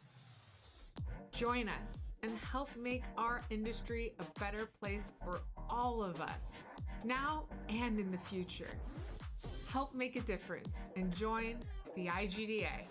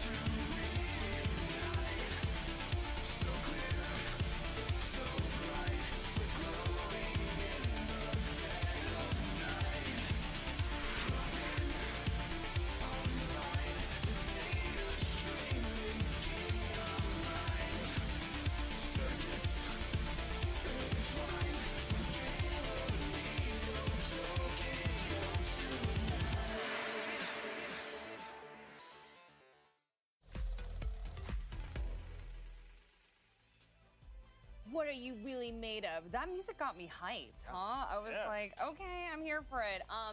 Anyway, we just looked at the indie game presentation, and I wrote down a bunch of titles there. Extra Galactica is the one that we just saw, and I was telling y'all earlier my friend was a part of that project, so very cool there. But that was just one of many games that had a very retro feel. Fallen Aces was another one that I wrote down on my list. So yeah, I just feel like I'm getting all these retro vibes this year. Damon, I'm sure you're loving it. Yeah, for sure. And I liked Extra Galactica. First of all, I love the pixel art style, so that appeals to me. And it looks like the gameplay is a mix of shooter and 2D action platformer. I don't know, do you have any more information about what that game actually is? To be honest, he sent me like a 2-page email, so I'll make sure to pass it along to you, Damon, for sure. But honestly, he sent it to me this morning. He's like, dude, this is going to be in the show. And I was like, what? Like, that was one that I wrote down earlier that I liked, because I got to get a sneak peek at the presentation. Don't tell anybody. But yeah, and I was like, oh my gosh, I love that game. And yeah, that totally vibed. It was amazing. But Fallen Ace is another one that I put down there. Very Doom-inspired. And we saw something from the same studio or creator yesterday. Am I wrong? We saw Dave Oshry from New Blood during the PC Gaming Show before he was unceremoniously cut off by Gabe Newell talking about Steam Next Fest. But they have a bunch of cool stuff coming out. I also love all the URLs they have for each of their games, very tongue-in-cheek. This one was literally Doom Noir. It does feel like a throwback to the FPS of yesteryear, but with that stylized sort of 1920s gangster flair. It looks like a lot of fun. Oh my goodness, I love the narration, right? I was just like, that villain, that voice is just haunting me. I'm sure it really spoke to you, Michael. Yeah. The whole trailer was like, yo, Michael, I know you. I'm watching you. I'm like, oh, you're watching me? Oh, I appreciate that, because I'm on the E3 stage. You know the vibe. Oh, man. And Michael, I want to talk to you about Fallen Frontier Alliance of Salt Sons? Sacred Sons. Sacred Sons. I can't read my own handwriting here, guys. And then Terra Invicta. And you and Dan were kind of having some crosstalk about how these indie games, they're keeping dead genres alive. The genres that have been of yesteryear, especially for that aren't really popular. You can't really get a AAA RTS anymore. You can't really get, other than we have Humankind and we have Civilization, but if you want a different 4X strategy game, that's what Alliance of the Sacred Sons is kind of covering. And Terra Invicta, a grand strategy game. Of course, we have Total War, but maybe you want a little bit of variety. So the thing about independent games that I really like is that you can revitalize those genres of the past. And you can be experimental. And I think this is a theme also when you look at a lot of the independent games, is that they have experimental game mechanics. I think that Neko Ghost Jump, which I love so very much, you can play with perspective and put a spin on platforming. And the triple threat of strategy games, I know that I used to play a lot of them when I had time back in the day. I used to play a lot of StarCraft and Warcraft, and I miss like the early days of Civilization 4 when I was in high school and I had time to pour into matches. And so if you're craving that sort of thing, you can definitely pay attention to these sorts of games and maybe get your fill. Yeah, I got to agree. I think 4X games are a fantastic way to hit fast forward on life sometimes. Like, for example, Civilization was a saving grace during the pandemic as well, because I'd be like, oh man, I'm really kind of bored right now. Oh, suddenly it is 4 a.m. and I've been playing this for hours. And that looks exactly like what I'm going to get from Alliance of the Sacred Sons. But I also have to say, one that really caught my eye here is a game that looks like a bit of a Mootroidvania, and that is Moolander. Oh my gosh, I had that on my super fun. list. Yeah. Like it's the same sort of like irreverent feeling that I got from a game like Guacamelee, for example. But with this, I love that these cows are your enemies. I was getting some Diablo 2 vibes from that hell cow at the end there.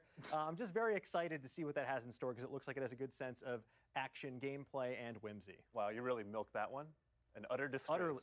Oh, no. Beat me to it. If y'all could hear the puns coming from Dan, we really should be writing them down. We did have the pull-up earlier, though, and I wasn't able to reference it right away because I just love hearing y'all talk about this stuff. But I do think that Neko Ghost Jump was #1. So. Oh, really? Yeah, I was Hell like, yeah. there you go. And then also I know there was Life Slide and a bunch of other incredibly cute ones that I was just like, oh my gosh, indie games, just so much fun. But okay, favorites? Should we go down the line here? Damon, what you picking? I see the wheels turning. I mean, they were coming fast and furiously. Yeah. I know people like Fallen Aces. I got to give a shout out to Toy Soldiers HD. I reviewed the original Toy Soldiers for IGN way back in the day, and that's like a tower defense game that you're kind of take the action right down to the ground. It's built in 3D space, so it's really cool to see that game making a comeback. I already mentioned Neko Ghost Jump, but I do want to shout out Tunguska, I forgot the name. Tunguska, the Tunguska. Wow. Yes. Wow, I really messed that one up. But yeah, the top-down shooter. That looks interesting. I'm very interested in that. Larcenauts, let's go. Let's compete in VR. I'm down for it. Oh my gosh, I love it. I think I pick Tunguska as well, but Nico is very close behind, runner-up. Well, so many great indie titles. Let's see what GB and Greg thought of the indie games that we saw today. Hi, guys. I know y'all love the Nico game. I don't even need to ask, right? Of course we did, Jackie, but it didn't make my top 3. Golden Boy, what do you have over there? What stood out to you from that indie presentation? 2021. A lot. So I'm actually newly appointed member of the VR community. Oh, welcome. You know, so Larcenauts was awesome. I liked it a lot. Big shout out to my boy BMF. Who covers a lot of the VR stuff as well as Thrill Seeker. Big fan of those guys, and I always love checking out their content. Keeps me up to date on all things VR. Of course. Then the other one, Fallen Aces, man. Yeah, Fallen Aces made my list for sure. That was a dope Literally trailer. saw that, and I was like, oh, I'm 100% playing this on stream. Like, this is happening because it looks so dang good. And then I would probably go with Tunguska. Another shooter, but for some reason, the style was really appealing to me. Like, the style of shooting was really appealing to me. Sure. So I'm all about that. Looked really good. Okay, great. Yeah, on my list, I put Fallen Aces for sure. Stylized first-person shooter, love it. That Doom LA Noire mashup, why not? Let's get out there and do it. And yeah, New Blood, of course, always being cheeky, as they said, doomnoir.com. It's like they really, I do feel like they like never do wrong. Like the New Blood's great. They're a great studio. They know what they're doing, right? Exactly. They're in that vein of Devolver, where they have a personality and their games do too, and you know what that means when you see that, I think, splash across it. Exactly. The other one I want to give a shot was Bark. It was that kid shmup that went by or whatever. Yeah. One of my friends in the industry is working on it. He had emailed me to give me a heads up that, hey, it's at E3. You should check it out in the virtual booth if you have time. And basically, he pitched it as a shmup for dads. Like, it's couch co-op. Get in there with your kid. You're piloting. You know, it was a little dog that caught my eye, but you can be a little cat. Okay. It's this colorful game that you go through and you're shooting things, but you're not shooting things. Yeah. Right? You're able to explore that way. And then, for me, to echo what people said over there, Extra Galactica, right? Stylized. I mean, you do anything that's in a cyberpunk style world, and I'm literally there. I'm all about it. Great visuals. I feel like that is, again, you know, and everyone's going to look at me like, oh, there's a lot of like pixel art game stuff, but you think about what people have been able to create, Greg, in these universes, in this style of artwork. It is gorgeous. And, you know, because Fallen Ace is also bringing back the stylized cel-shaded approach, which was something that I fell in love with when I first feast my eyes on Jet Grind Radio. So there is really a lot of quality here, and this was awesome. Some great games I'm really looking forward to trying. Me too, ladies and gentlemen. What were your favorites? Let us know. Hashtag E3 2021 so you can get up on the big screen. But when E3 2021 returns, we'll have the latest from Freedom Games, Capcom, and more. Take a breath and hold on. We'll be back after this.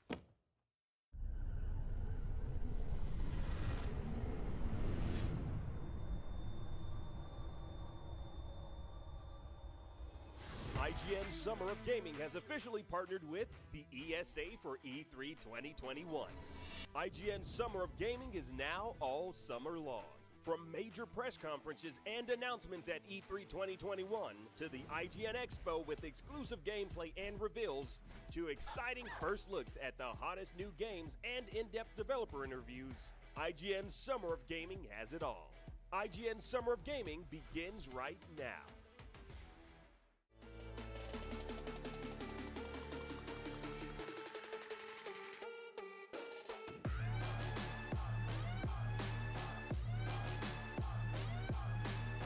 More power.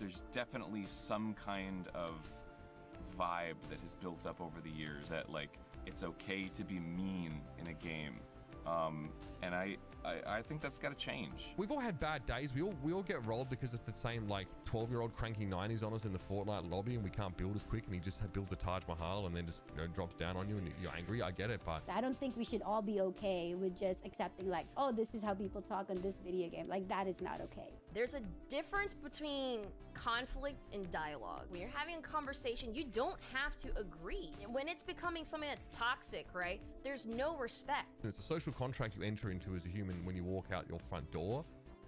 That is that you will act with decency. And it follows that this would also be imposed online. And it's easier to just say, oh, mute your mic or don't say anything, but no, do better. We just shouldn't foster an environment where saying something bad is okay. It should never be okay. It should never be on the receiver to grow thicker skin. Having other people in the community that have gone through that and that you can connect with is probably the most therapeutic, helpful part. Find those people that you connect with and have that support group. I think just pushing a positive environment is a good place to start. If you see something, say something. I think it starts with all of us standing up. I don't know, it just feels like the right thing to do, to speak loudly about things that really matter. I think over the years, the space has become a lot more welcoming, a lot more open. There's such an overwhelming presence of like positivity and acceptance and diversity, and great strides are being made, but I also think that like more can be done from us as the people that like to play them to make sure that that happens. Keep playing because you love the game, and no one should be able to take you from what you love. What's up everyone, I'm Stella Chung, and in today's fix, Starfield makes a splash at the Xbox and Bethesda showcase, Halo Infinite gets a release window, and we finally know when you can go on ball runs again in Diablo 2 Resurrected. This is your daily fix.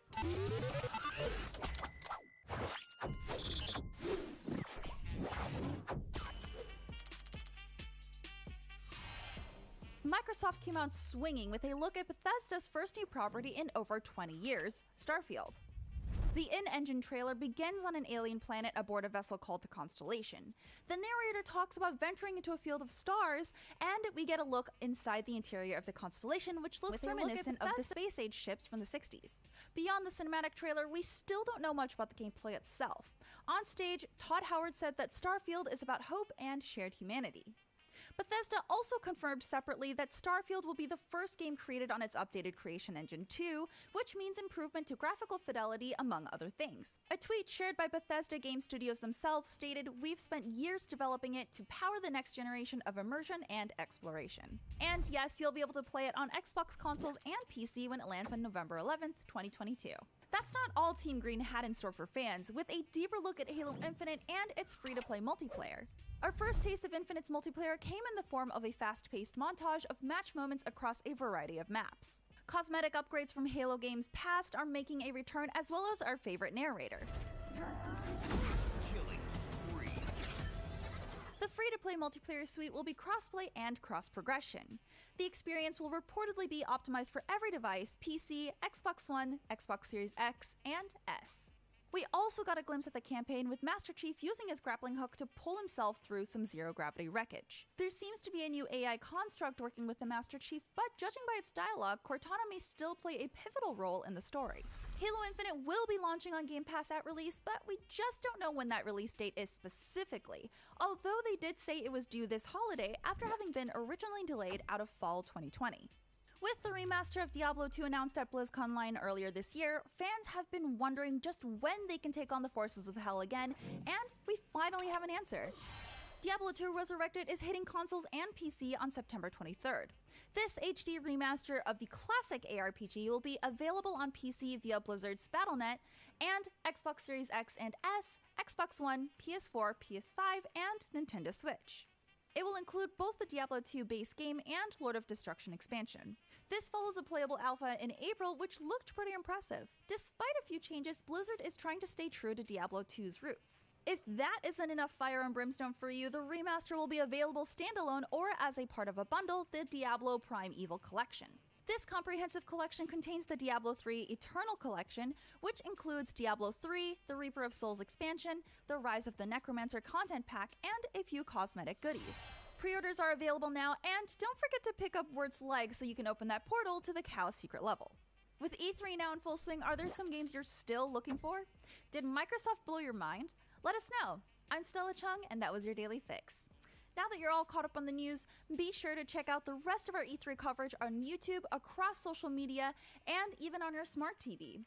Download the IGN app on all of your mobile devices, subscribe to the Daily Fix on Snapchat, and for all things, everything else, IGN.com.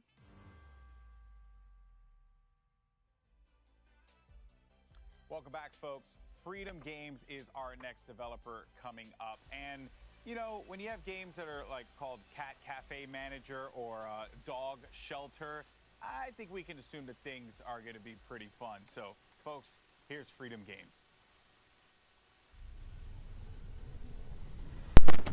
Bienvenidos nuevamente a E3 en Entre Viñetas. Somos más que solo cómics y aquí estamos a la espera de que a las 16 horas en este caluroso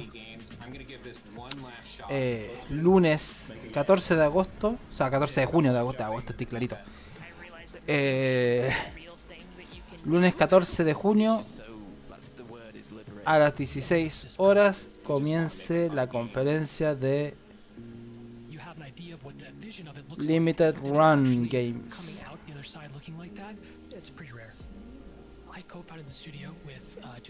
¿Qué esperan que sea esta conferencia?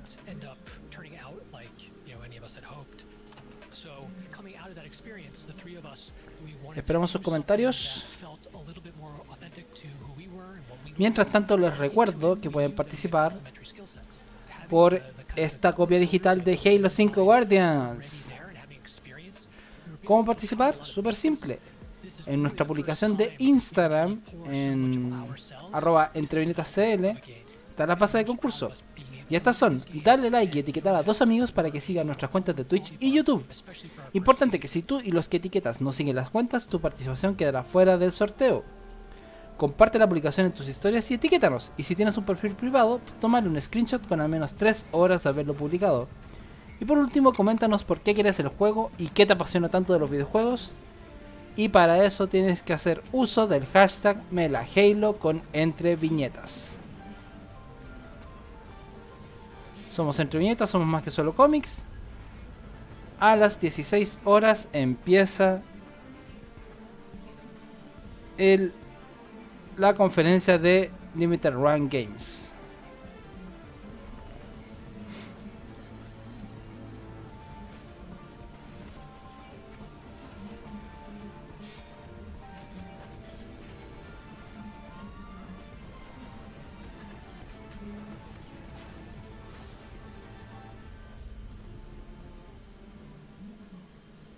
Dreamscaper para Nintendo Switch.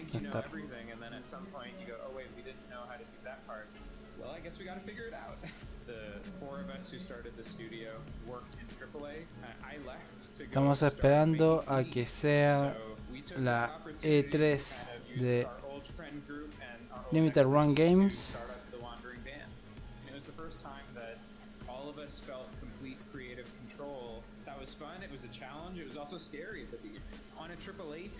Desarrolladora de videojuegos como... Oh.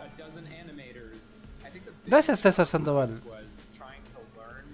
Desde nuestro YouTube. Muchas gracias por tu subscribe. Recuerda que tienes, si quieres ganarte la copia digital de Halo 5 Guardians, tienes que sumar a otros 2 amigos para que nos sigan en nuestras redes sociales de YouTube y Twitch. Obviamente indicarnos cuáles son esas redes para poder comentarnos.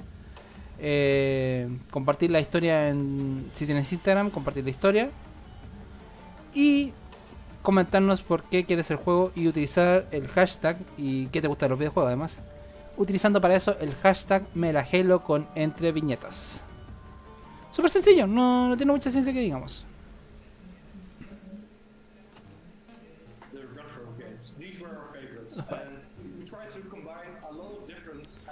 No se me vaya a caer la cámara, mejor la pongo acá.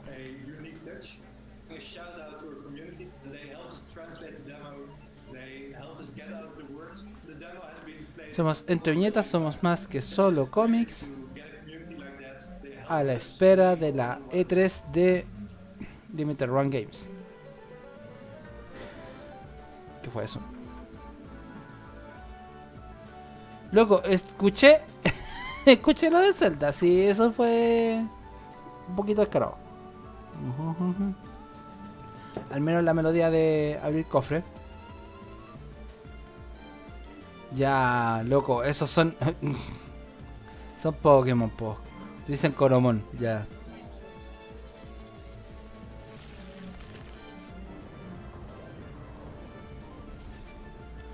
Bueno, ya. Armadil. Silver Spinner. Esto es un poco descarado. O sea, sé que muchos utilizan el tema de los mons y todo, pero... Coromon.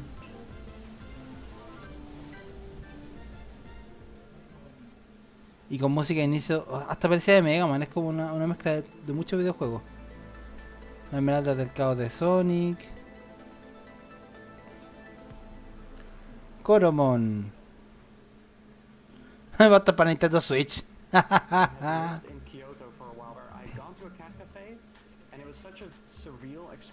Cat Cafe Manager. Bueno, los que le comentaba, Limited Run Games han hecho videojuegos como Broken Age, The Curse of Monkey Island, los clásicos de Monkey Island, Firewatch, Guacamelee, Metal Slug 3, varios Monkey Island, Night Trap, Outlast 2, o sea 1 y el 2. Para el dock, el Power Rangers Battle for the Grid. Hace referencia a la Morphing Grid. Los Chantae, que han salido para Nintendo Switch, por ejemplo. Son Metroidvanias clásicos. Varios videojuegos de Star Wars, Bounty Hunter, Dark Forces, el episodio 1 Racer, que está para PC y la Nintendo 64. Yo jugué de niño el de PC y lo tengo ahora en la Switch. Star Wars, los Jedi Knight, Dark Forces 2, Jedi Knight 2, Jedi Outcast, el Jedi Academy, Star Wars Racer Revenge, Rebel Assault, Shadow of the Empire, TIE Fighter, X-Wing, los Steam World, Dig y Haste, Super Meat Boy, los Turok. O sea, es una desarrolladora que tiene hartos videojuegos. Wonder Boy, por mencionar algunos. Yooka-Laylee. O sea, cortos en cantidad de videojuegos y de historia no se quedan los de Limited Run Games, cuya conferencia empezará a las 16 horas, o sea, en 23 minutos más, 22 minutos más.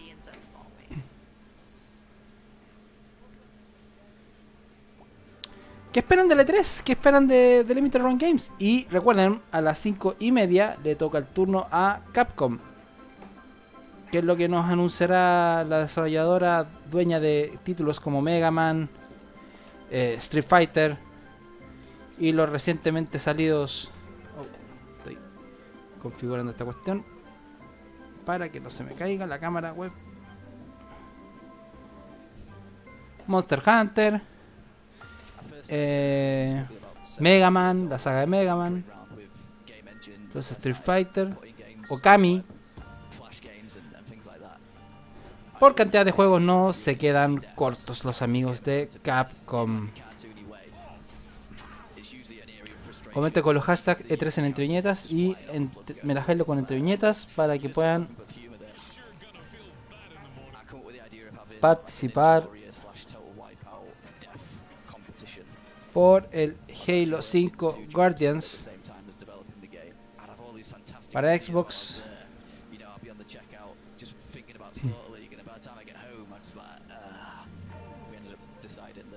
Somos Entre Viñetas, somos más que solo cómics.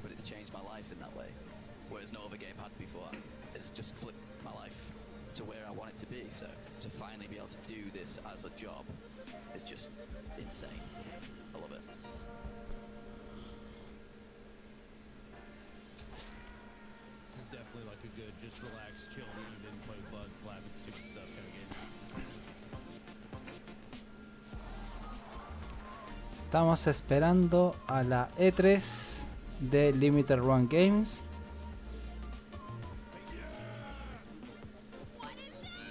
mañana es la E3 de Nintendo. A las 12 horas Chile, GMT-4.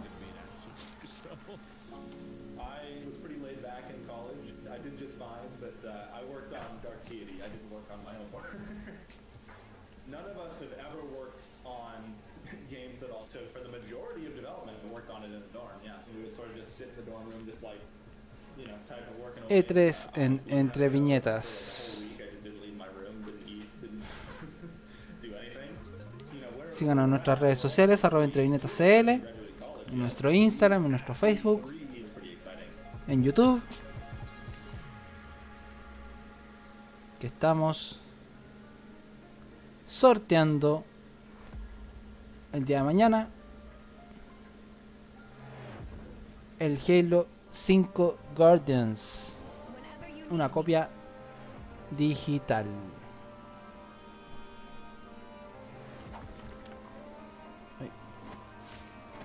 Ahí sí.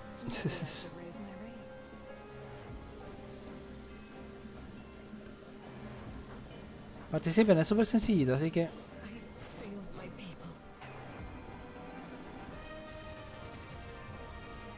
¿Qué están mostrando ahora? Un RPG por turno.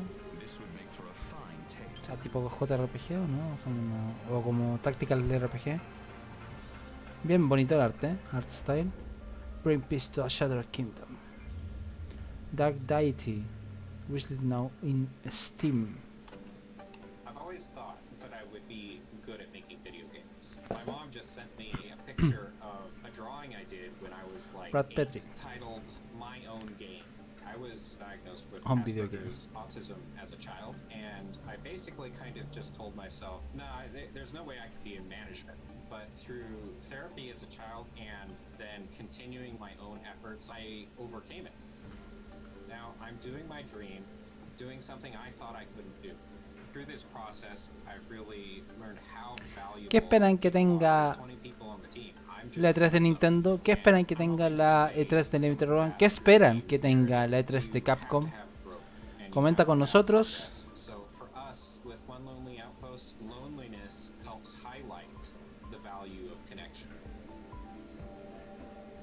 Y podrás llevarte el Halo 5 utilizando el hashtag Melagilo con Entre Viñetas. Las bases están en nuestro Instagram.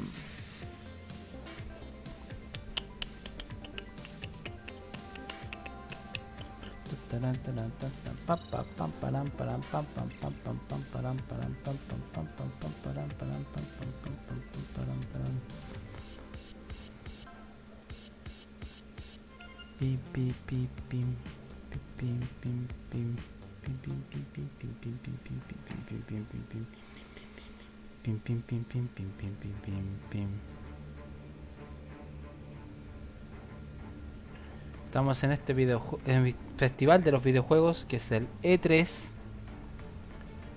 con la futura participación de Limited Run Games a las 16 horas en 17 minutitos más. Arenas de Aura.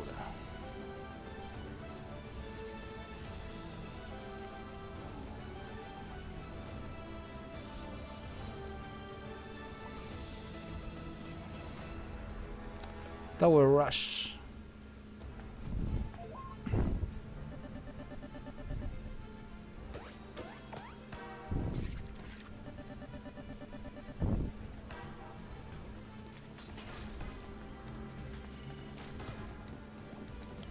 Somos E3 en Entre Viñetas.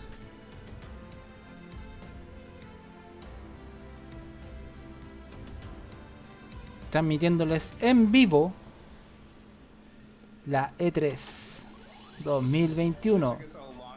Luego de un año en donde no tuvimos una E3 el 2020 porque pandemia, desgraciadamente. Finalmente se van a dar las noticias del mundo de los videojuegos en una plataforma mostrándole al mundo cuáles son sus novedades para este año y los próximos. Incluso ayer anunciaron un videojuego para el 2023. Diverse, different, unexpected, David. That's what I would call it. If you weren't paying attention, Freedom Games is providing Nos referimos a Eiyuden Chronicles 100 Heroes para la Xbox, anunciado ayer en la conferencia de Xbox con Bethesda. Era de los últimos, o sea, dentro como la última tanda de videojuegos mencionados por Xbox. Mientras estamos esperando a que empiece a las 16 horas Limited Run Games, hagamos un pequeño repaso de lo que fue, de lo que ha sido este E3.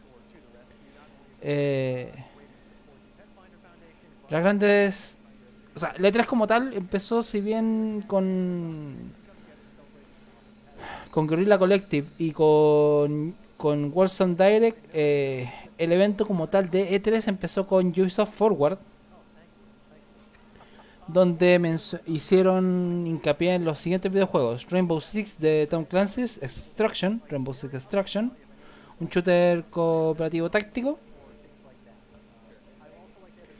Rocksmith Plus, un videojuego de música y aprendizaje en guitarra; Riders Republic, con deportes de alto riesgo, que va a salir el 2 de septiembre de 2021.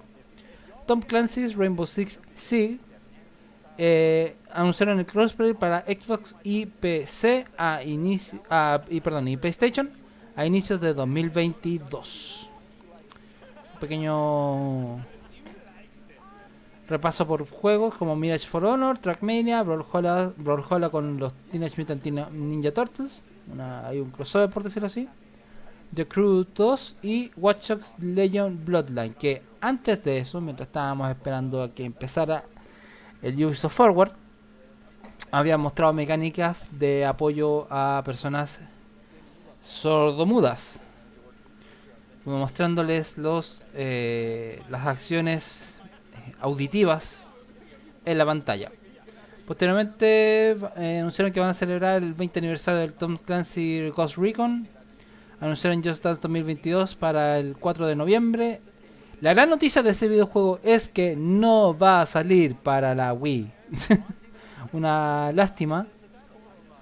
Sí, para todas las demás consolas, Switch, Xbox, PlayStation 4 y 5, pero no para la Wii. Básicamente la Wii ya con eso murió. Desgraciadamente.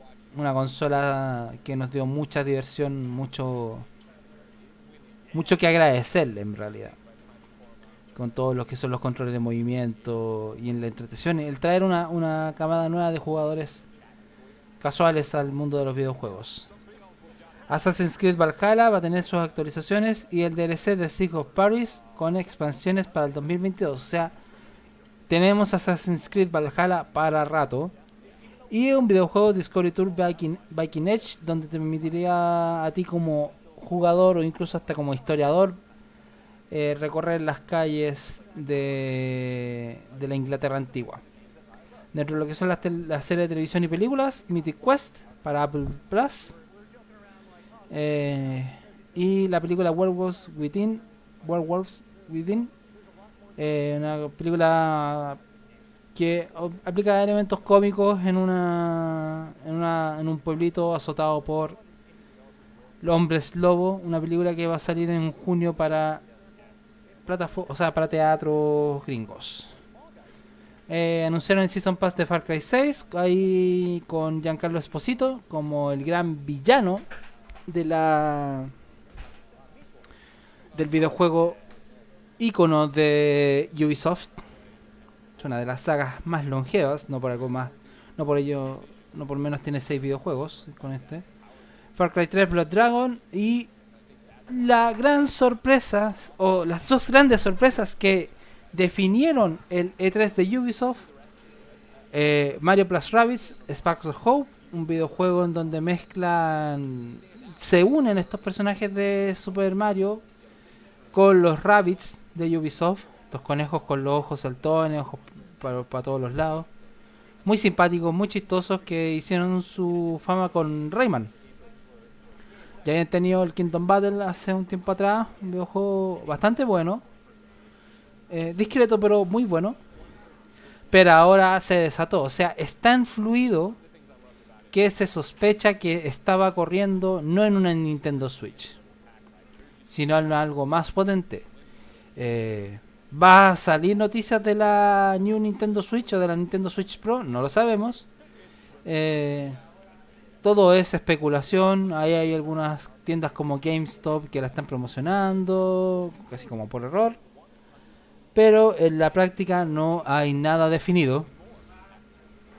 Y por último, Avatar Frontiers of Pandora, este videojuego ambientado en Pandora, este mundo, esta luna del sistema Polifemo, si no me equivoco, de la película, del universo creado por la película Avatar de James Cameron. Pablo Drag Queen. Eso fue la conferencia de Ubisoft, el día del sábado fue. Ayer Xbox y Bethesda, la gran conferencia de Xbox con Bethesda, partieron con Starfield de Bethesda, Stalker 2, Scourge of Chernobyl, para salir el 22 de abril del 2022, eso sí, un juego para el 2022. Back 4 Blood de Warner Bros. Games, a salir el 12 de octubre. Ahí vamos a comentar después cuál fue mi impresión de ese videojuego. Contraband, un cooperativo de mundo abierto. Sea of Thieves A Pirate's Life, para salir el 22 de junio. Un videojuego entre Rare con Disney de aventura y exploración que incluye los personajes de Piratas del Caribe. Ahí me sospecho si es que va a participar Johnny Depp o no. No se sabe por todo el problema que ha tenido respecto a su problema social. Yakuza Like a Dragon, disponible ayer, ya está disponible. Battlefield 2042, un shooter de guerra que estará para el 22 de octubre.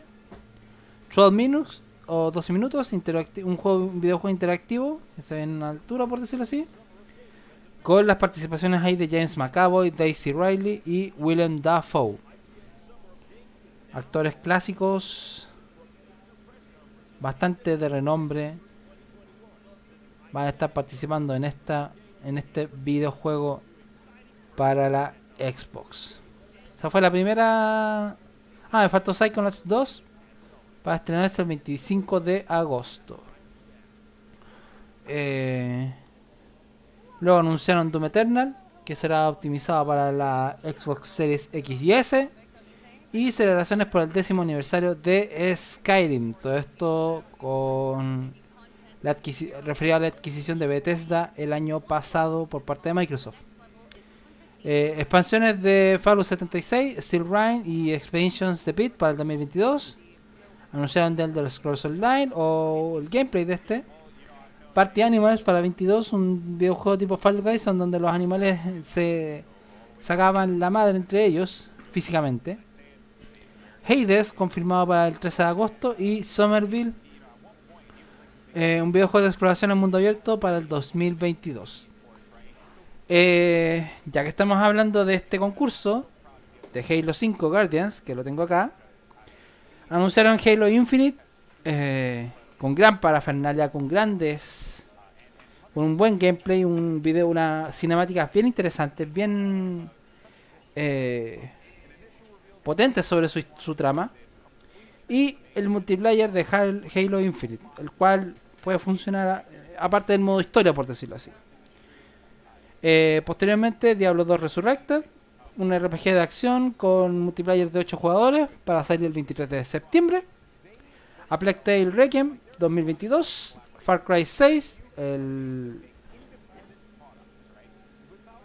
ya habían confirmado ahí la fecha para el 7 de octubre, mostrando más información sobre los villanos, etcétera, particularmente por Giancarlo Esposito, que hizo a Gus Fring en Breaking Bad. Él es el presidente. Todo un mundo muy chicano, muy estilo mexicano, fronterizo, etcétera. Slime Rancher 2, un shooter de recolección con slimes para el 2022. Shredders, un videojuego de skateboarding para diciembre del 2021, no dijeron fecha específica. Atomic Heart, un FPS futurista.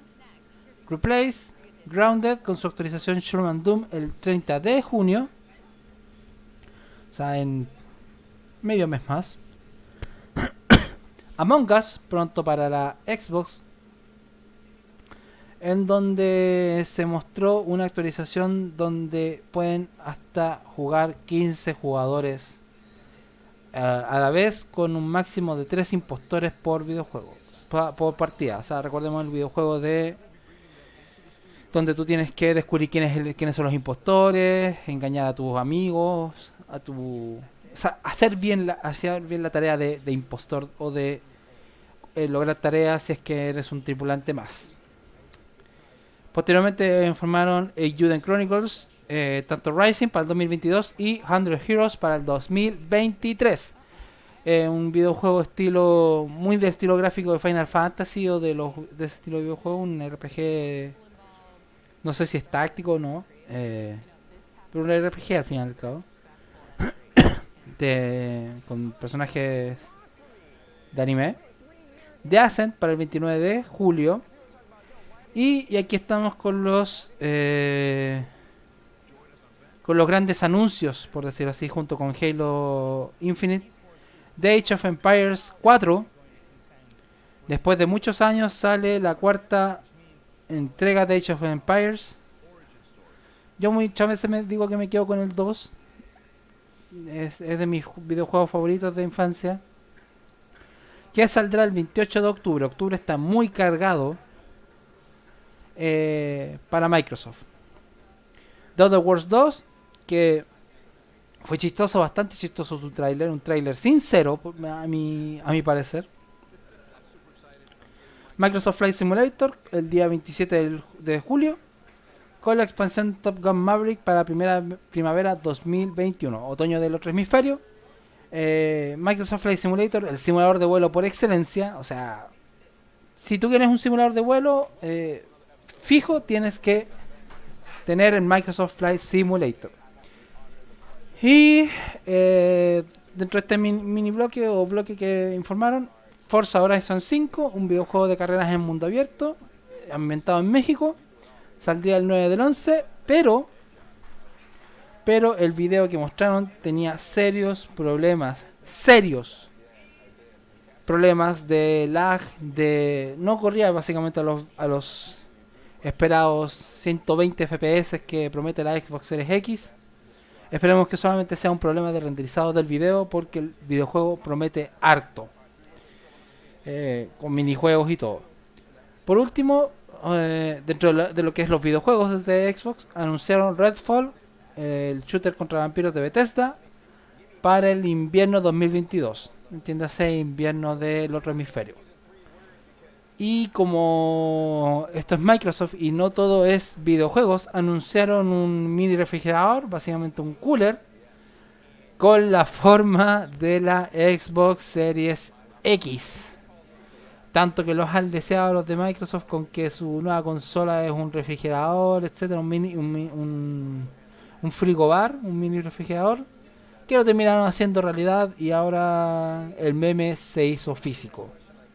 Eso estaría para las finales del 2021, prácticamente como para regalar a tu amigo que le encanta Xbox y que quiere tomar sus latitas hoy. Quiere tomar sus latitas tranquilamente. Ya cerraron por error la ventana. Ahí volvemos con la E3. Estamos a un minutito exacto para la conferencia de Limited Run Games. Esperemos que den harta noticias de videojuegos. Somos Entre Viñetas, somos más que solo cómics. A la espera del E3. Y a las 5:30 le toca su turno a Capcom. I'll never forget the round. Yeah. Vamos a subir un poco el volumen de la transmisión. I guess I say 100 Thieves a lot. 100 Thieves, 100 Thieves, 100 Thieves. Yeah. I was doing like a PR tour for Excedrin. We had a partnership to make people aware Somos of, E3, somos mindfulness routine that can Entre help Viñetas en reduce E3. headaches. And, O E3 en la Entre Viñetas. on that call kept saying 100 Thieves and Somos más que exactly solo that. cómics. Yeah. We talked to like 30 different outlets in 4 hours this morning. They ¿Qué all said sorpresas 100 nos va a Thieves. traer Limited Run Games? ¿Algún juego de Star Wars? 100 Thieves, 100 Thieves. Yeah. Let's go back to the earliest memory that you have. ¿Algo con Monkey Island? ¿Algo con Guacamole? ¿Quién sabe? Ya son las 4 de la tarde.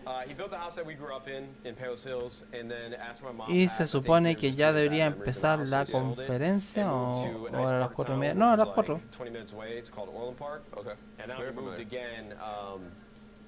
To a city called Lyle. So it's tough, man. I wish I could go back to that house to kind of like. Vamos a ver si no me he equivocado con la. Stuff that I saw with my mom, but I'm glad that I can still go back to Chicago. I'm bummed that you guys went to Texas because that was always like my saving grace. All right, I go see my pops, go hang out with Optic.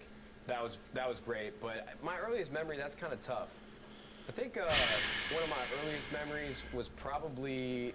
Estamos esperando. My dad, he would have to reside the house every couple of years because of the material that he used to build it, and he had scaffolding built up the side of the, this Se supone que a las 4 debería ser el evento de Limited Run Games. Little did I know that a wasp would start nesting inside the scaffolding itself. And so like 4 or 5 of them came out and stung me all at one time in my hand, and I've been terrified of flying bugs ever since. How old were you? I don't know. I was young. Like, were you a teenager or were you like a toddler? That was younger than that. Like 7, 8? I was probably like 8, 9, 10. Were you crying? Yeah, bawling my eyes out. I cried a lot as a kid. Did you? Yeah. I was a very emotional young man. I think I cried a lot up until like I was 4 years old, and that's what my parents told me. It's like it wasn't until I was able to hit someone that I cried because I didn't know how to release that anger. But once I learned how to punch walls and things, I started doing that in the bed. Yeah, I didn't get angry. I got sad. I was telling Lee Trink the story about me being in Mexico as a for my school. Se supone que ya debería estar empezando la conferencia de Limited Run Games. And then they were just like seriously jerky. So I was like, oh my god, that hurt. Yeah. Yeah, because they were just disciplinaries. And both my parents were actually Estamos esperándolo. I was super strict. I'm a very quiet dude, but that's because of that. And my mom was just like, super like. Yeah. And I still became like what I became. It's like I didn't give a shit. Like they hurt. I would pretend like it hurt, but I'd be like, they don't hurt. I would look at the wall or my teddy bear and be like, see, I love that. But I think that's what I appreciated actually a lot, getting to hang out with you. You're like 10 years older than me when we first started hanging out. And I always loved your mentality around other people. Like you just like Ya son las very tough 4. exterior. And that was something I could appreciate because my dad was a great dad. I love my dad to death. He's my hero. But there was a lot of things that, I don't want to say because we're not in the streets in Schaumburg of Illinois, but just like seeing how you interact with individuals. If somebody doesn't talk to you right, you kind of let them know that they weren't talking to you the right way. Yeah. And I don't like confrontation, and that was stuff that I wouldn't do. But now that I'm older and a lot more confident in myself, like I feel like I picked up some tendencies from you. Do you wish that you could go back to a certain situation and be like, yo, my man? All the time, brother. All the time, man. Do you have one that you can recall right now? Man, I mean, well, what's the situation? Like, am I... No creo que se haya cancelado lo de Limited Run. Where I'm gonna be in life? No, you're just you. I was just me? Yeah. Nah, man, I didn't have going for me. Like, who am I gonna step up to, bro? I was like, bro, I didn't get testosterone shots as a kid. Did you know that? No. I was not even in the percentile of growth, so they were worried that I wasn't gonna be on track to be a certain height or a certain weight. So freshman year, bro, I weighed like 85 pounds, and I was like 4'8". So were you like a good kid, bad kid? Did you get in trouble? Were you the class clown? What kind of kid were you? No, I wasn't the class clown. Dude, I've told people this before, but I was a super timid kid. Busquemos qué puede estar pasando con Limited Run Games. I didn't know how to make friends. I mean, I had friends in grade school and like going into high school, but my first job at McDonald's is like what really helped me come out of my shell and start learning. Ya, parece que lo están corriendo por su. But yeah, I wasn't a class clown. I kind of just like stayed to the side and I want. Por el lado de Twitch, así que vamos a cambiarnos para este lado. No pasa nada. Son cosas que pueden pasar.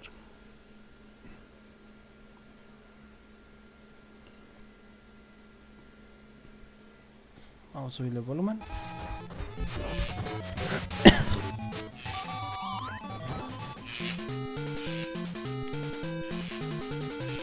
Double Dragon Kinyo-kun para Nintendo Switch y PlayStation 4. For our next announcement, we've brought in some of the hottest YouTube influencers. Take it away, Chris. I'm a YouTube influencer. I love River City Girls. Estamos en la conferencia de Limited Run Games. As a YouTube influencer, I am proud to Somos Entre Viñetas, somos más que solo announce cómics. that they are coming to PS5. And that is not all. For the first time, we will be bringing an unreleased classic En to la the United conferencia States. River City de Girls Limited Zero Run for Games. the PlayStation 4, PlayStation 5, and the Nintendo Switch. We will be going back to these girls' origins. Wasn't that amazing? We're all excited. I'm not done. Oh, sorry. Close.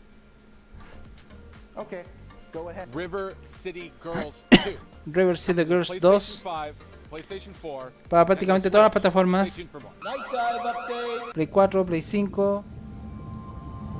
River City Girls. Xbox y Nintendo Switch.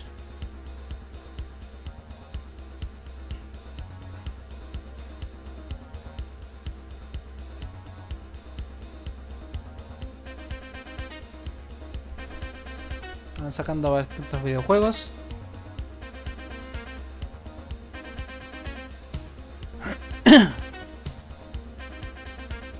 Somos Entre Viñetas, somos más que solo cómics en la conferencia de Limited Run Games. Oh, se me recordó mucho el personaje del Von Karma de Ace Attorney. Hablando de Ace Attorney, ¿qué esperan que esté en la conferencia de Capcom a las 17:30 horas? Comenta con nosotros con E3 en Entre Viñetas. Porque somos más que solo cómics. Y recuerden participar con nosotros para llevarse esta copia digital del Halo 5 Guardians. Cortesía de los amigos de Xbox. Oh, un shooter antiguo de los clásicos. Me encantan estos. Me retrotrae a la infancia.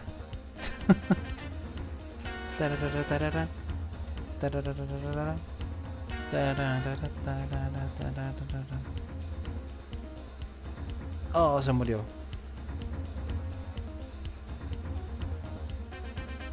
Es bueno ver que traigan los clásicos al... Confiesa tus pecados. Al presente.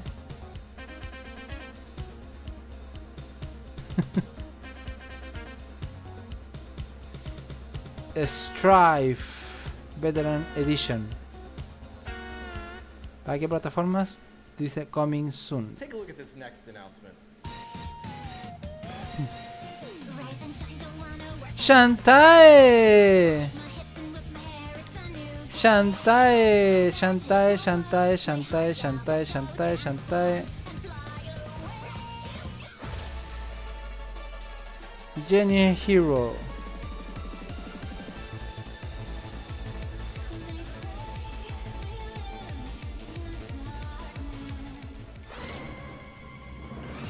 And the Pirate's Curse.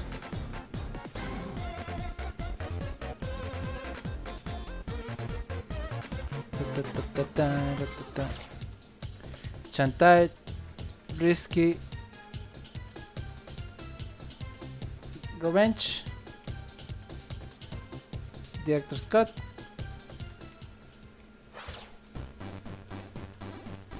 Shantae clásico. Esto será una edición de colección.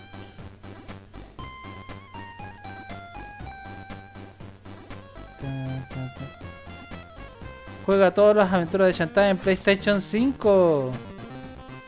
Shantae se viene pronto para PlayStation 5. And now for today's first influencer apology. Influencer apology. I would like to apologize for my tweets that were discovered. That is not the man I am anymore. 10 years have passed. World premiere. Lo interrumpieron. Did you miss me? Rain is back and a hack slash adventure. Un hack slash.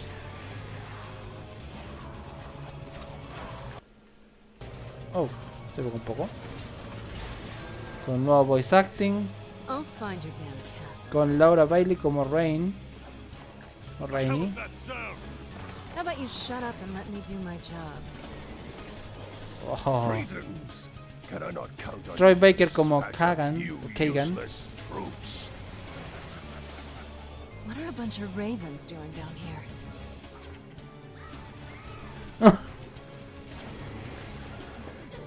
Punishing Visceral Combat. Estamos This could turn viendo out to be a pretty good day.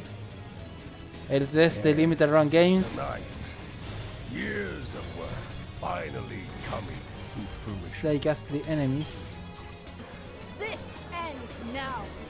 We're just getting started. Estilo Castlevania.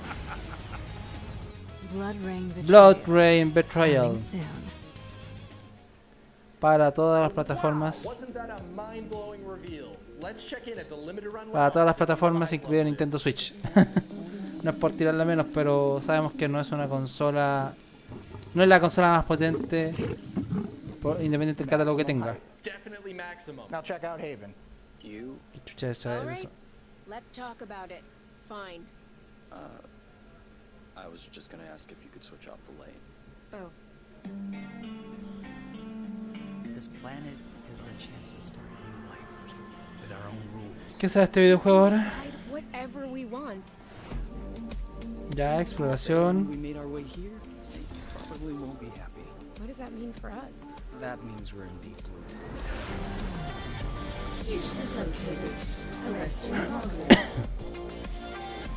Started it.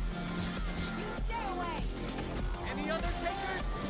Con modo de pelea por turno, casi como si fuera RPG. How long do you think this is gonna last? Ah, podría ser una RPG, un RPG de acción. Do you think Oh. that failing to comply with an arrest is an aggravating charge? Yes. Nice. Good. Ya, con temática de romántica incluso. Until the last moment then? Until the last moment. Qué lindos, qué tiernos. Me gustó el juego.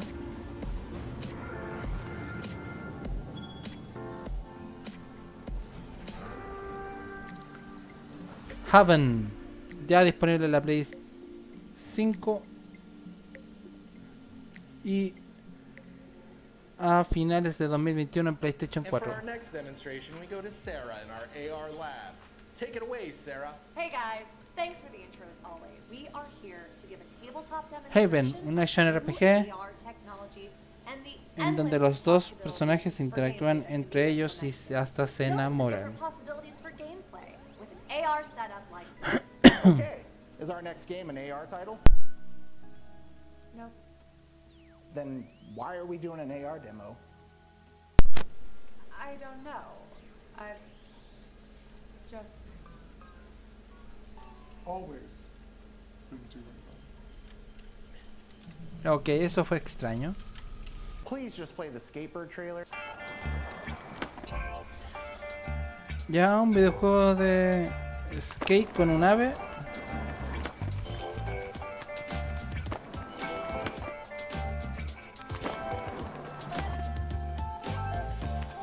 Ya puedes hacer piruetas.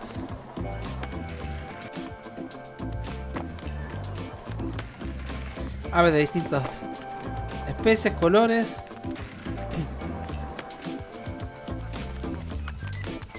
Básicamente haz del mundo tu pista de skate o de una pieza en sí.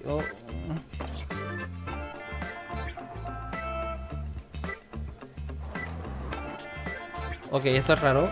Esto es muy raro. No sé qué está pasando aquí.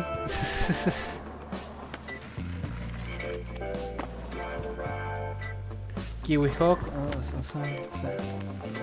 Otro Tony Dove. En vez de Tony Hawk. Skatebird. Literal. Skatebird. No. 12 de agosto. 12 de agosto. 12 de agosto. No sabría definir qué chucha pasó acá. Ya, estética muy ochentera. John Sawyer, cyborg. He's been a man John Sawyer, since he was a boy. un cyborg. Everything he owns is made of metal. Ya, His favorite un possession has 44 Magnum engraved on hack its slash, side. pero 2D. His blood type spells AK-47. Get out of my sight! Though he only donates, Su tipo de sangre es AK-47. the bounties are ready to be collected. Hunt them down Los cazadores están and listos make para a ser healthy living atrapados. by making living unhealthy. Hunt down.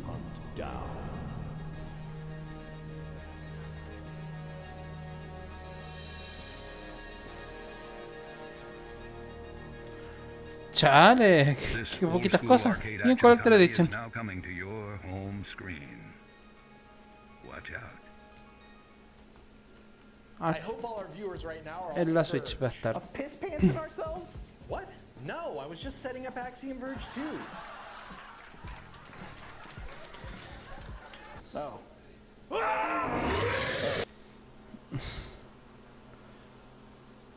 No estás en control. No eres tú mismo. Nos perteneces ahora.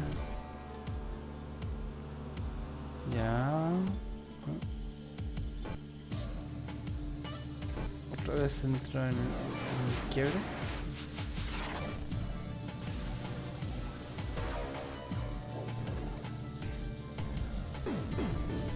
O sea, un Metroidvania clásico. Action Verge. Oh, 2.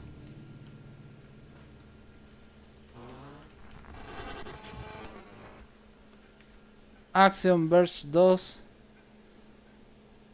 para PC y solamente por Epic Get ready Games. for a brand new physical edition of The Takeover. Action Verge. Ya. Un juego de pelea en 2D clásico. Ah, otro. Beat'em up.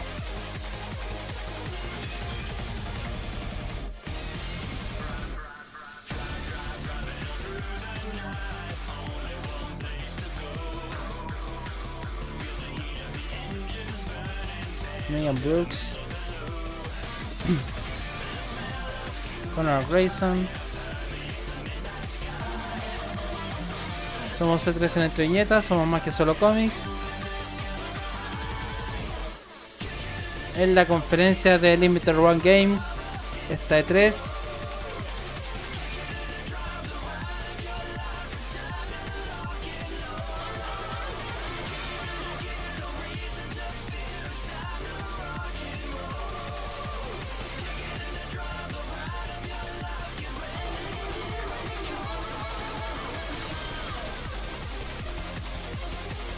Un beat'em up clásico.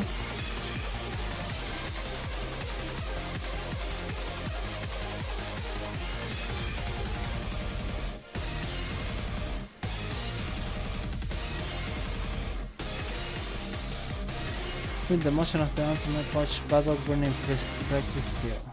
The Takeover para Nintendo Switch y Steam. Game looks great as always, but how about some gameplay?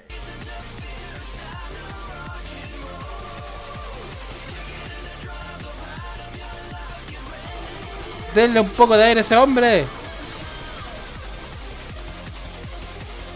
All right, enough fists. I'm ready for some guns. You finally arrived. New Blood Presents. Un juego de David Kimansky. Ya, otro FPS clásico. The Facilities. Los complejos, por eso en lugares. La ciudad sin nombre. Otro FPS clásico.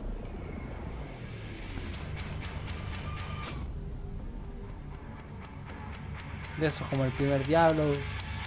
Los Wolfenstein.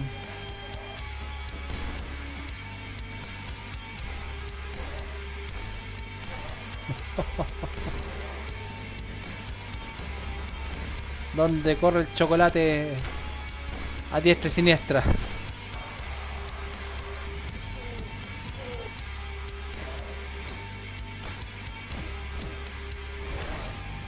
Es tiempo de desperdigar un poco de sangre.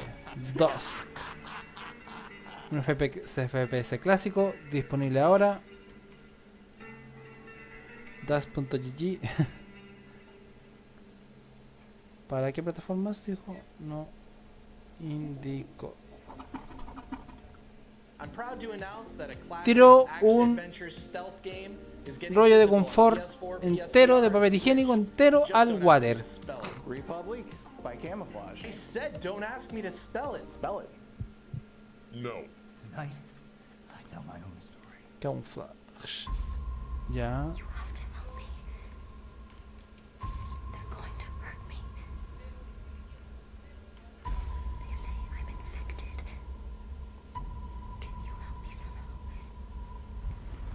Can you help me get out of here? ¿Me puedes ayudar a salir de aquí? Did you do that?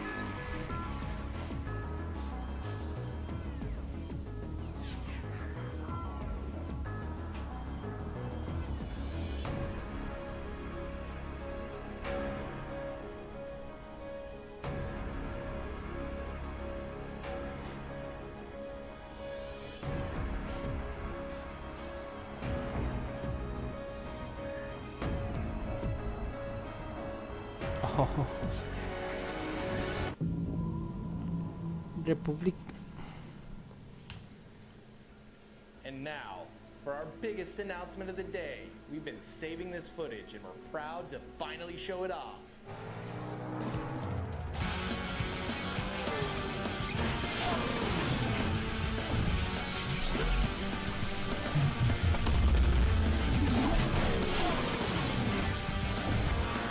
Hooligan. Ya. Take a look at this car. Incredible vehicle. That's definitely a car. This is E3. Wow, that's a great point, but what about Going Under coming to physical on PS4 and Switch?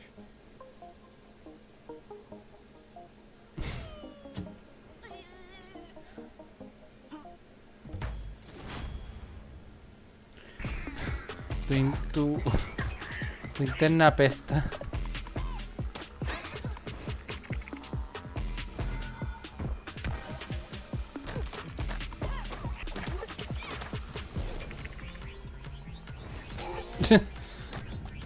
Batalla a través de startups malditas.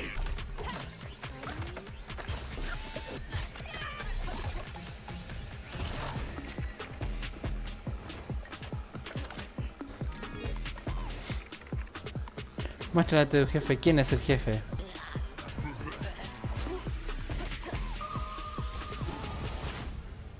Going Under Internships Arcade. Ya está disponible para Nintendo Switch.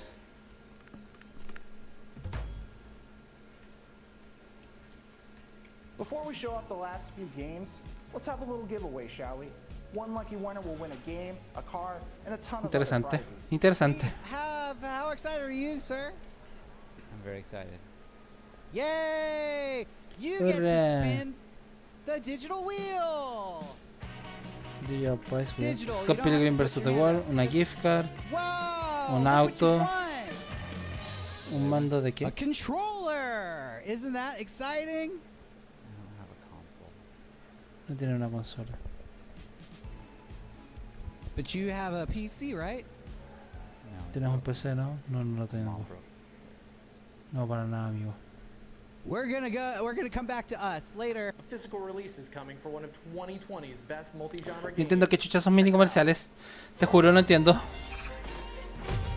Star versus... Se parece a Star versus las fuerzas del mal. Violet, Hazel. Me recuerda de la modo de pelea del Mega Man Battle Network. Una mierda de juego, pero... Dreamhack.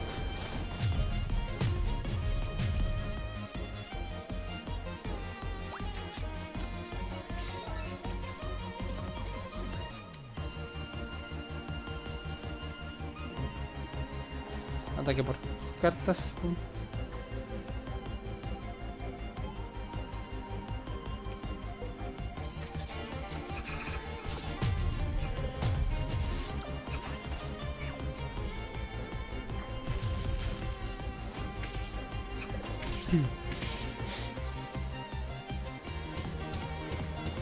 O sea, se ve interesante, bastante interesante el juego, pero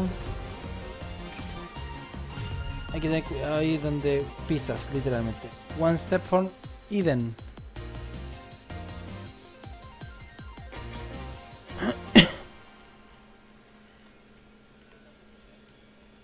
We here at Limited Run are huge Rooster Teeth nuts.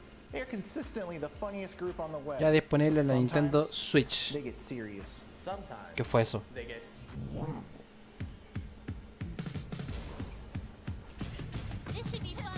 Ya una RPG tipo.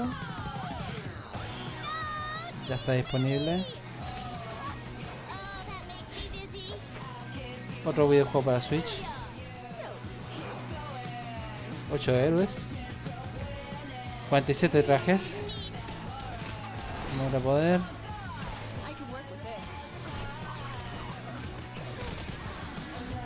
Survive modo horda. ¿En qué momento se convirtió en un muso? Doctor Merlock. Includes todos los updates y DLCs.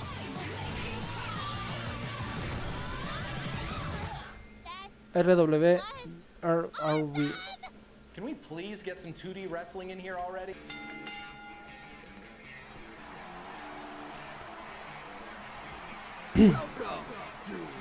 Siento que están siendo demasiado locos con el anuncio de videojuegos. Retromania Wrestling.